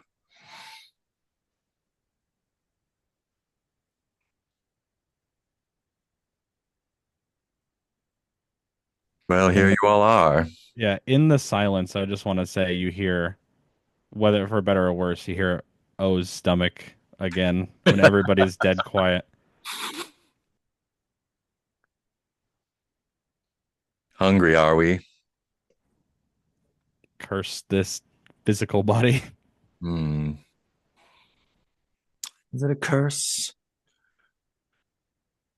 Can curses be, do they just happen? Are they inflicted?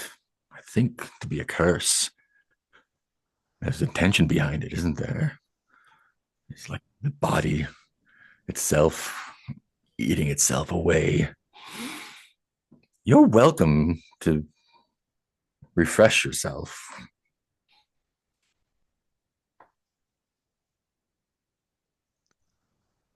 I don't know if I think he's gonna try to strictly whether he means to actually look for her in the dreams. It's like a way of like, all right, I'm gonna go now. You know what I mean? I'll Huh? look for you in the dreamlands. But just to see if her grip Yeah. softens a little bit. Yeah. I mean, she's not holding you there. She's like, oh, you feel good. Phaedrid, is there anything else you wanted to speak to our host about?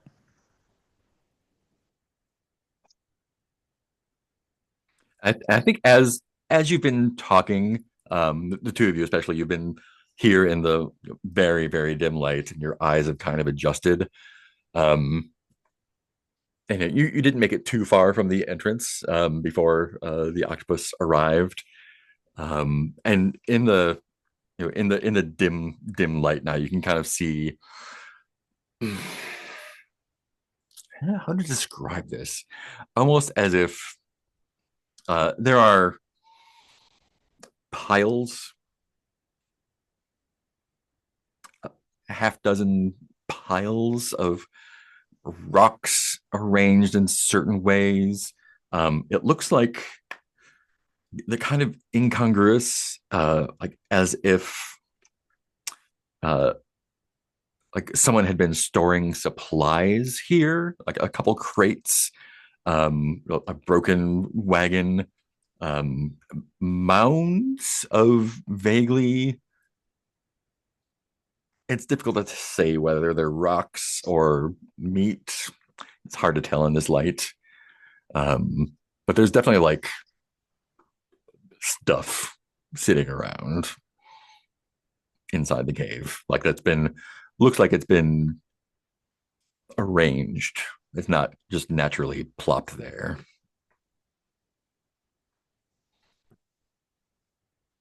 I think I might ask about that. Like, I will gesture to the piles of things that are around and ask. So, just now that my eyes have adjusted to the light in your home, might I ask what, you know, and again, pointing at the various piles of things, do you use those as furniture or? The rituals? Oh, I stay still on the far side where they don't bother me as much. Children can be so Rituals? needy. Rituals. Yes, the rituals of the flesh. It's, don't be afraid. You're not in any danger, although I wouldn't describe what I do as dangerous. There's so little to work with these days. It feels as if it's been so long, and the cave's entrance, almost like a mouth drawing in new material. Occasionally they complain or poke or sting, but you're different. But insects, rodents, vermin takes so long to add up to anything. And the birds, hardly animal at all. Disgusting. Fair enough, but I still don't understand what you mean by rituals. The rituals of the flesh. How do you create children? What do you put them together with? How do you stop them from complaining? They don't know what's the best for them. What It doesn't matter what's best for them. It matters what's best for the world. They're willful, and I hope that will help shape things, but all the same, so troublesome, don't you think? So you build your children? You do not. So your children were constructed, not made? Shape them, call them into being, Hmm. encourage That's them. that's not how most of the creatures of the world today reproduce. Hmm. I mean, I know what their organs do. I've seen inside in great detail. Fair enough. I suppose, and I imagine I have, put those to good use. Not to be too graphic, but there's so many ways to put together children. True. Sticking to I one think ineffective, inefficient. I think as this conversation is taking this turn, I think Phaedron's emotion is skewing from fear to awe and now back to fear. Um, um, I think he will ask, again of the piles of stuff that's around. Do you have use for those things anymore? Of course, everything's useful. I was going to offer to take it off your hands if you didn't need them anymore, but if you do still require them, I will withdraw that offer. What use are they to you? You don't seem to be interested in children in the way that I am. I I'm And I'm interested. I'm more interested in information. information. Oh, very high minded. I find experimentation to be more fruitful than thinking and knowing. You don't know until you feel it. Fair. But you, I can taste on you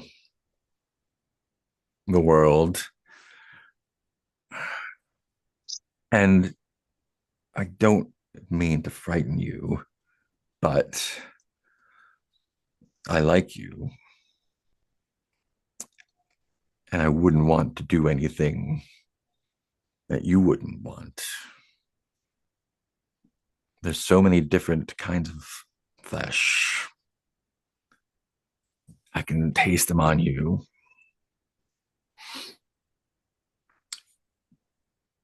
What need would you have of my implements? And what might you be willing to part with for them if that is what you desire? Strong. Well, frankly, we were looking. I was curious if we could find them useful for our own ends. Mm.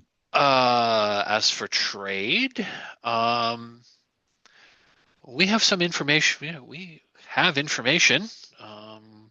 We have like, you know, we've been collecting books, for example. I don't know if they're in a language you would understand. Are they bound in flesh? No, Mm. no, they're bound in, well, I guess flesh of a sort. They're made of paper and leather. Mm. They're not alive. Well, I let me be honest with you. Progress has been slow these last, I don't know. Progress has been slow. if you can bring me useful material, we can maybe come to some sort of agreement. Fair. What sort of useful material are you? What sort of materials would you find useful? Anything I could make more children from. Phaedrid nods, like glances at his friends and says, I think we might be able to come to that agreement. If we are free to go, I will. Oh, If we are free to go, then we shall see what we can do, see what we can find, and send your way. yours Or, free as you've ever been. well, thank you. This conversation has been fascinating and enlightening. What kind of experiments are you interested in? What do you have to touch to know?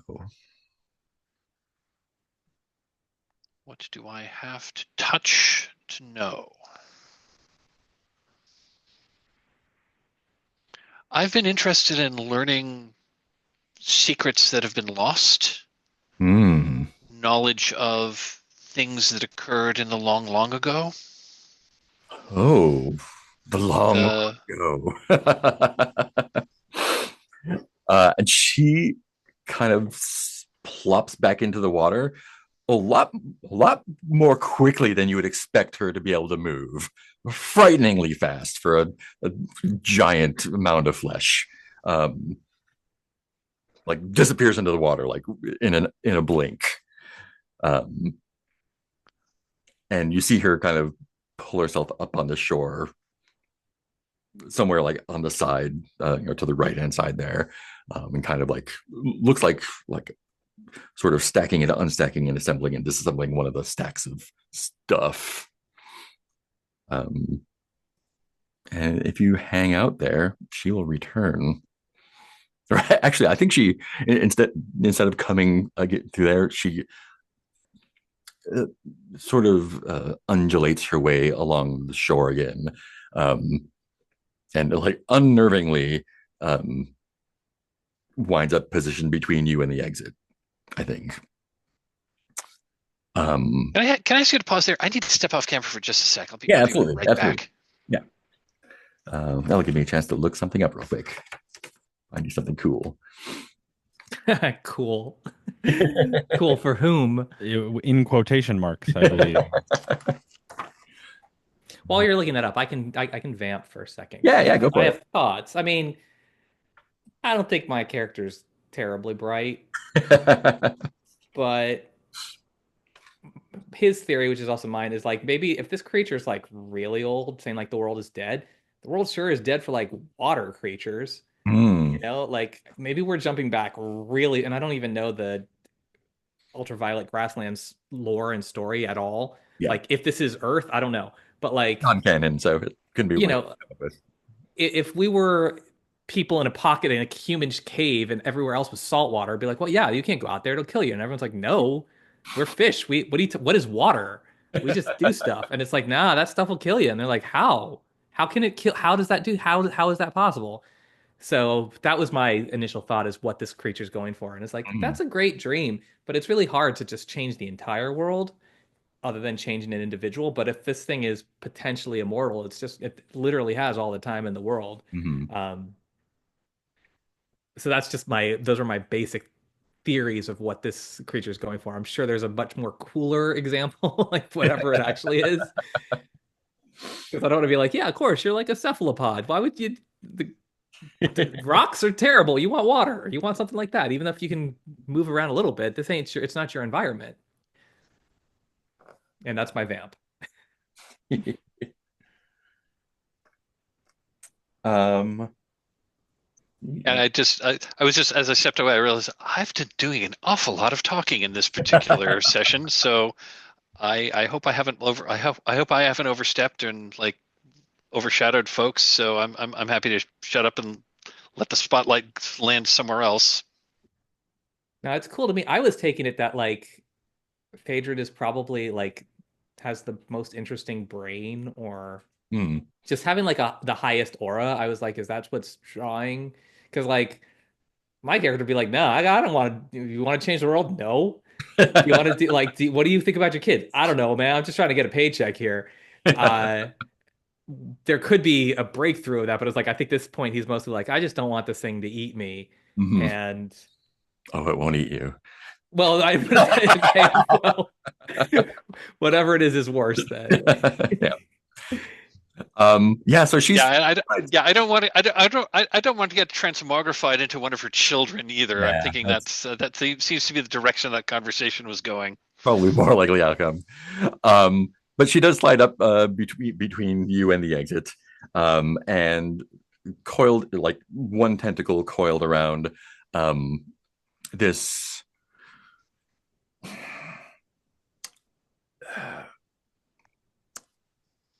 ceramic barrel. Basically, it's like a pony keg size. It's this like silver inlaid ceramic thing. It is warm. It the sort of shape and uh, what's the word I'm looking for? It's shaped like like how like a old timey hand grenade is kind of like pineapple, like pineapple-y, I guess, kind of that without the The part. fronts. Yeah, but it's like this beautiful ceramic silver thing, and it kind of hums, and like you can feel there's a presence to it. And she like gingerly like puts it on the cave floor and like pushes it to your feet and says, "A token for you, my friend." This is from I long, long ago. It's been here longer than I remember, which may not be that long as far as I know, because I've forgotten when I've started remembering. But I trust you, friends. So here, if this will help you change the world in whatever way you see fit, you're welcome to it. I've I haven't used it in quite some time. I've devised other means. Phaedra nods and says, "Thank you." And I think he'll bend down and pick it up. Um, yeah, like it's pony cake sized, and it looks like it's made of like ceramic and metal. When you pick it up, it feels like it is made of an eggshell. It feels very light and delicate. And like it is warm. It's warm. Okay. Um, I think I'm going to take this as our cue to leave. And so Phaedra thanks her, thanks her for the conversation and for the gift. And if we find things that we think you would find useful, we will either send them your way or we will escort them. I'll see you when you return. I will be here until the world returns, and I'll see you in my dreams. Until next we meet. And she plops back in the water. And I'm gonna leave. Yeah, if you wish to return to camp with that, Yep. we can. And I guess the question is, once we bring it out to the light, what the hell is this thing? Yeah, you're not sure. It is very finely put together. You can tell. It is like clearly very old. And I think very clearly valuable. But she said she hasn't used it for a long time. I thought it was an egg, but then I'm like, no, she wouldn't have said that. Like, it's probably not one of her eggs because Yeah, it's she said definitely she not an hasn't egg. used it in a long time. It is. It looks manufactured. It does look It's manufactured. technological. Okay. Yeah. Well, Yeah, we shouldn't open it. It is an artifact from long, long ago. which could be really powerful. It could be really it's going to be valuable. It could be very powerful. I'll, We'll I'll, need to do some. We may need to do some research on to figure out exactly what it is and what it does. yeah. Yeah. So go ahead and throw that in your items. What does it weigh? Is it like a sack full of? Is it like a sack or? I think it's just going to take one item slot. It's Okay, kind of like bulky, but weighs almost nothing, so it kind of evens out. okay, okay. I'll put it in my. I'll put it in my items, and we'll just say. Ceramic container. Yeah. From long, long ago. Well, we came out of there with something. Yeah. Yeah. Yeah. It could have been, I think, a lot worse. It could have been Yeah. a lot worse. Could have Yeah. been a lot worse. You rolled a 20 on the reaction roll. So Oh, cool. We're almost at time. So yeah, make it back to camp. And yeah, we'll pick up from there next time. Yeah. Yeah. I Cool. think very Um, cool. let's do a little round of stars and wishes. And yeah, let's go ahead and start with Mike. Yeah. Stars all around. Um, stars all around. This is super fun. Yeah. Start to you, Mark, for the weird ass conversation with the weird giant octopus lady. Oh, sorry. That's, I'm sorry to interrupt. oh, Each yeah, of yeah. you gets 300 experience points for that discovery Ooh, as well. we each get 300 experience points. Yeah. Okay. And so you can just throw that in experience and level, and life should recalculate itself if it goes up.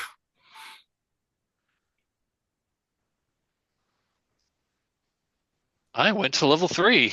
Dang. nice.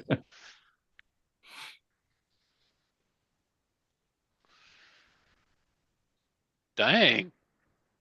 That's cool.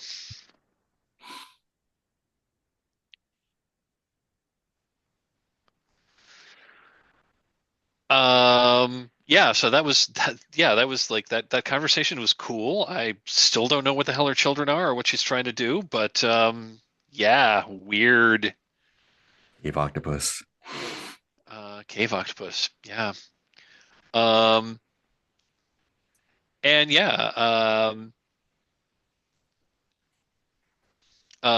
Kirk, I definitely enjoyed playing with you. I'm curious to get a little more feel of Ferric and what his shtick is and what his deal is. I do feel like I kind of dominated the conversation tonight, and for that I kind of apologize. I didn't necessarily want to do that. It's just that we were doing some stuff that my character was really into, was really interested in. So I do apologize if I kind of said more than I should have. Um, but yeah, this was this is a fun session. I have no idea where this is going to go, but I'm interested in figuring it out. Any wishes? I guess my big wish is like, what the hell is this weird thing that the giant octopus lady gave us? Figuring that out, because I'm sure, I'm sure it's completely unimportant. Yeah, that's fine. Cool. Kirk. Well, star, yes, Mark for that octopus character is very interesting and unexpected. Um, and also, Mike, I would say no. I think to me it made sense that your character was taking the lead there, and my character didn't want to take the lead in it. So I felt that it was fitting and totally okay. I was very much enthralled by that conversation.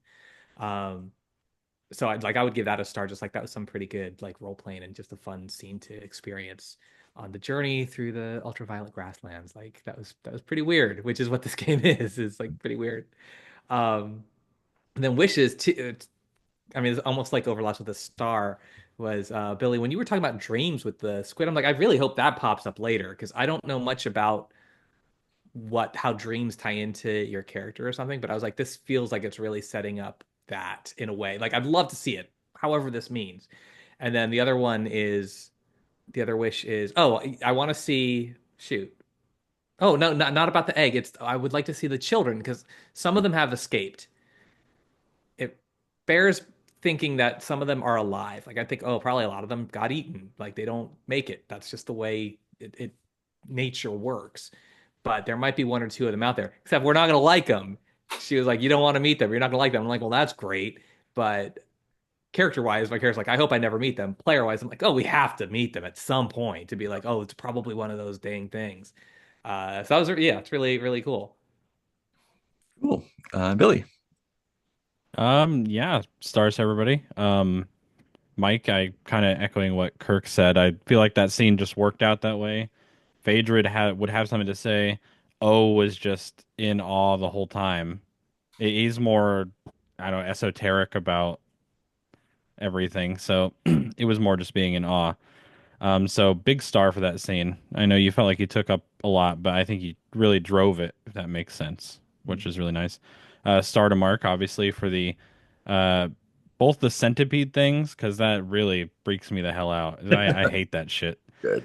So star for that, and star for the ancient octopus lady, and yeah, another big star for Kirk because I think there could be a lot that Ferric and Phaedra could kind of play off each other, you know. And so I'm excited to see that, or even Ferric and O. That would be fun when O starts getting like really fucking weird.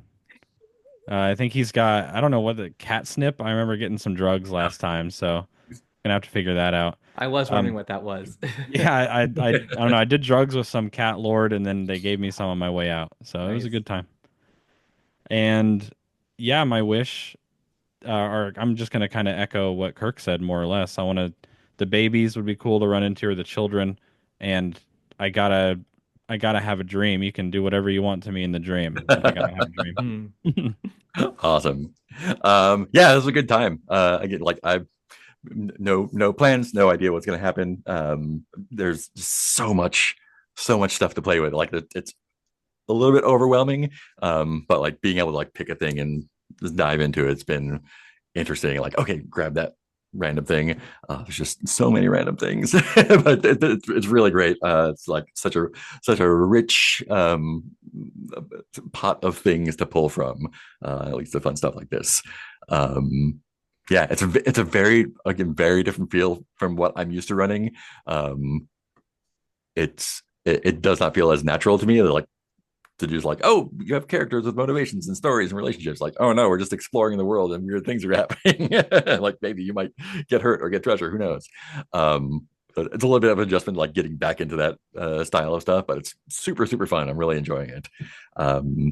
Yeah, stars to all of y'all for doing your parts. Like not running away from the like the massive ancient octopus that's doing experiments with flesh. Sticking that one out really great. Not getting murdered by the mechanical centipedes, which would have been real easy. Like Rodas, like, oh, they're all gonna die. Oh no, but no one died. It was great. Yeah, and getting to kind of exercise the travel and exploration mechanics a little bit is interesting. Yeah, I think my only wishes are like just see. There's definitely more to explore here. So either see more here or see what happens down the road. I kind of like how the scarcity mechanics are driving some decisions. So I'm curious to see how that works going forward. And yeah, just good time all around. Make sure you've noted down your experience on your sheet. I think Billy should be at 600 and Kirk should be at no, Billy should be at 900 and Kirk should be at 600, I think. I already added 300. Oh, you so did? Yeah. So you're both at 600? Oh yeah, I'm at 300. I just because I've only gotten this experience this time. Oh, sorry. Everyone starts off with 300. That's how you get Oh, okay. 300 experience. So yeah, Okay. you're at 600. Cool. Cool. Close to leveling up. Yeah, it's super fun. Kirk, thanks This for was a blast. I hope you can jump in as often as you like, because we are permanently down a player, so you can be our new player there.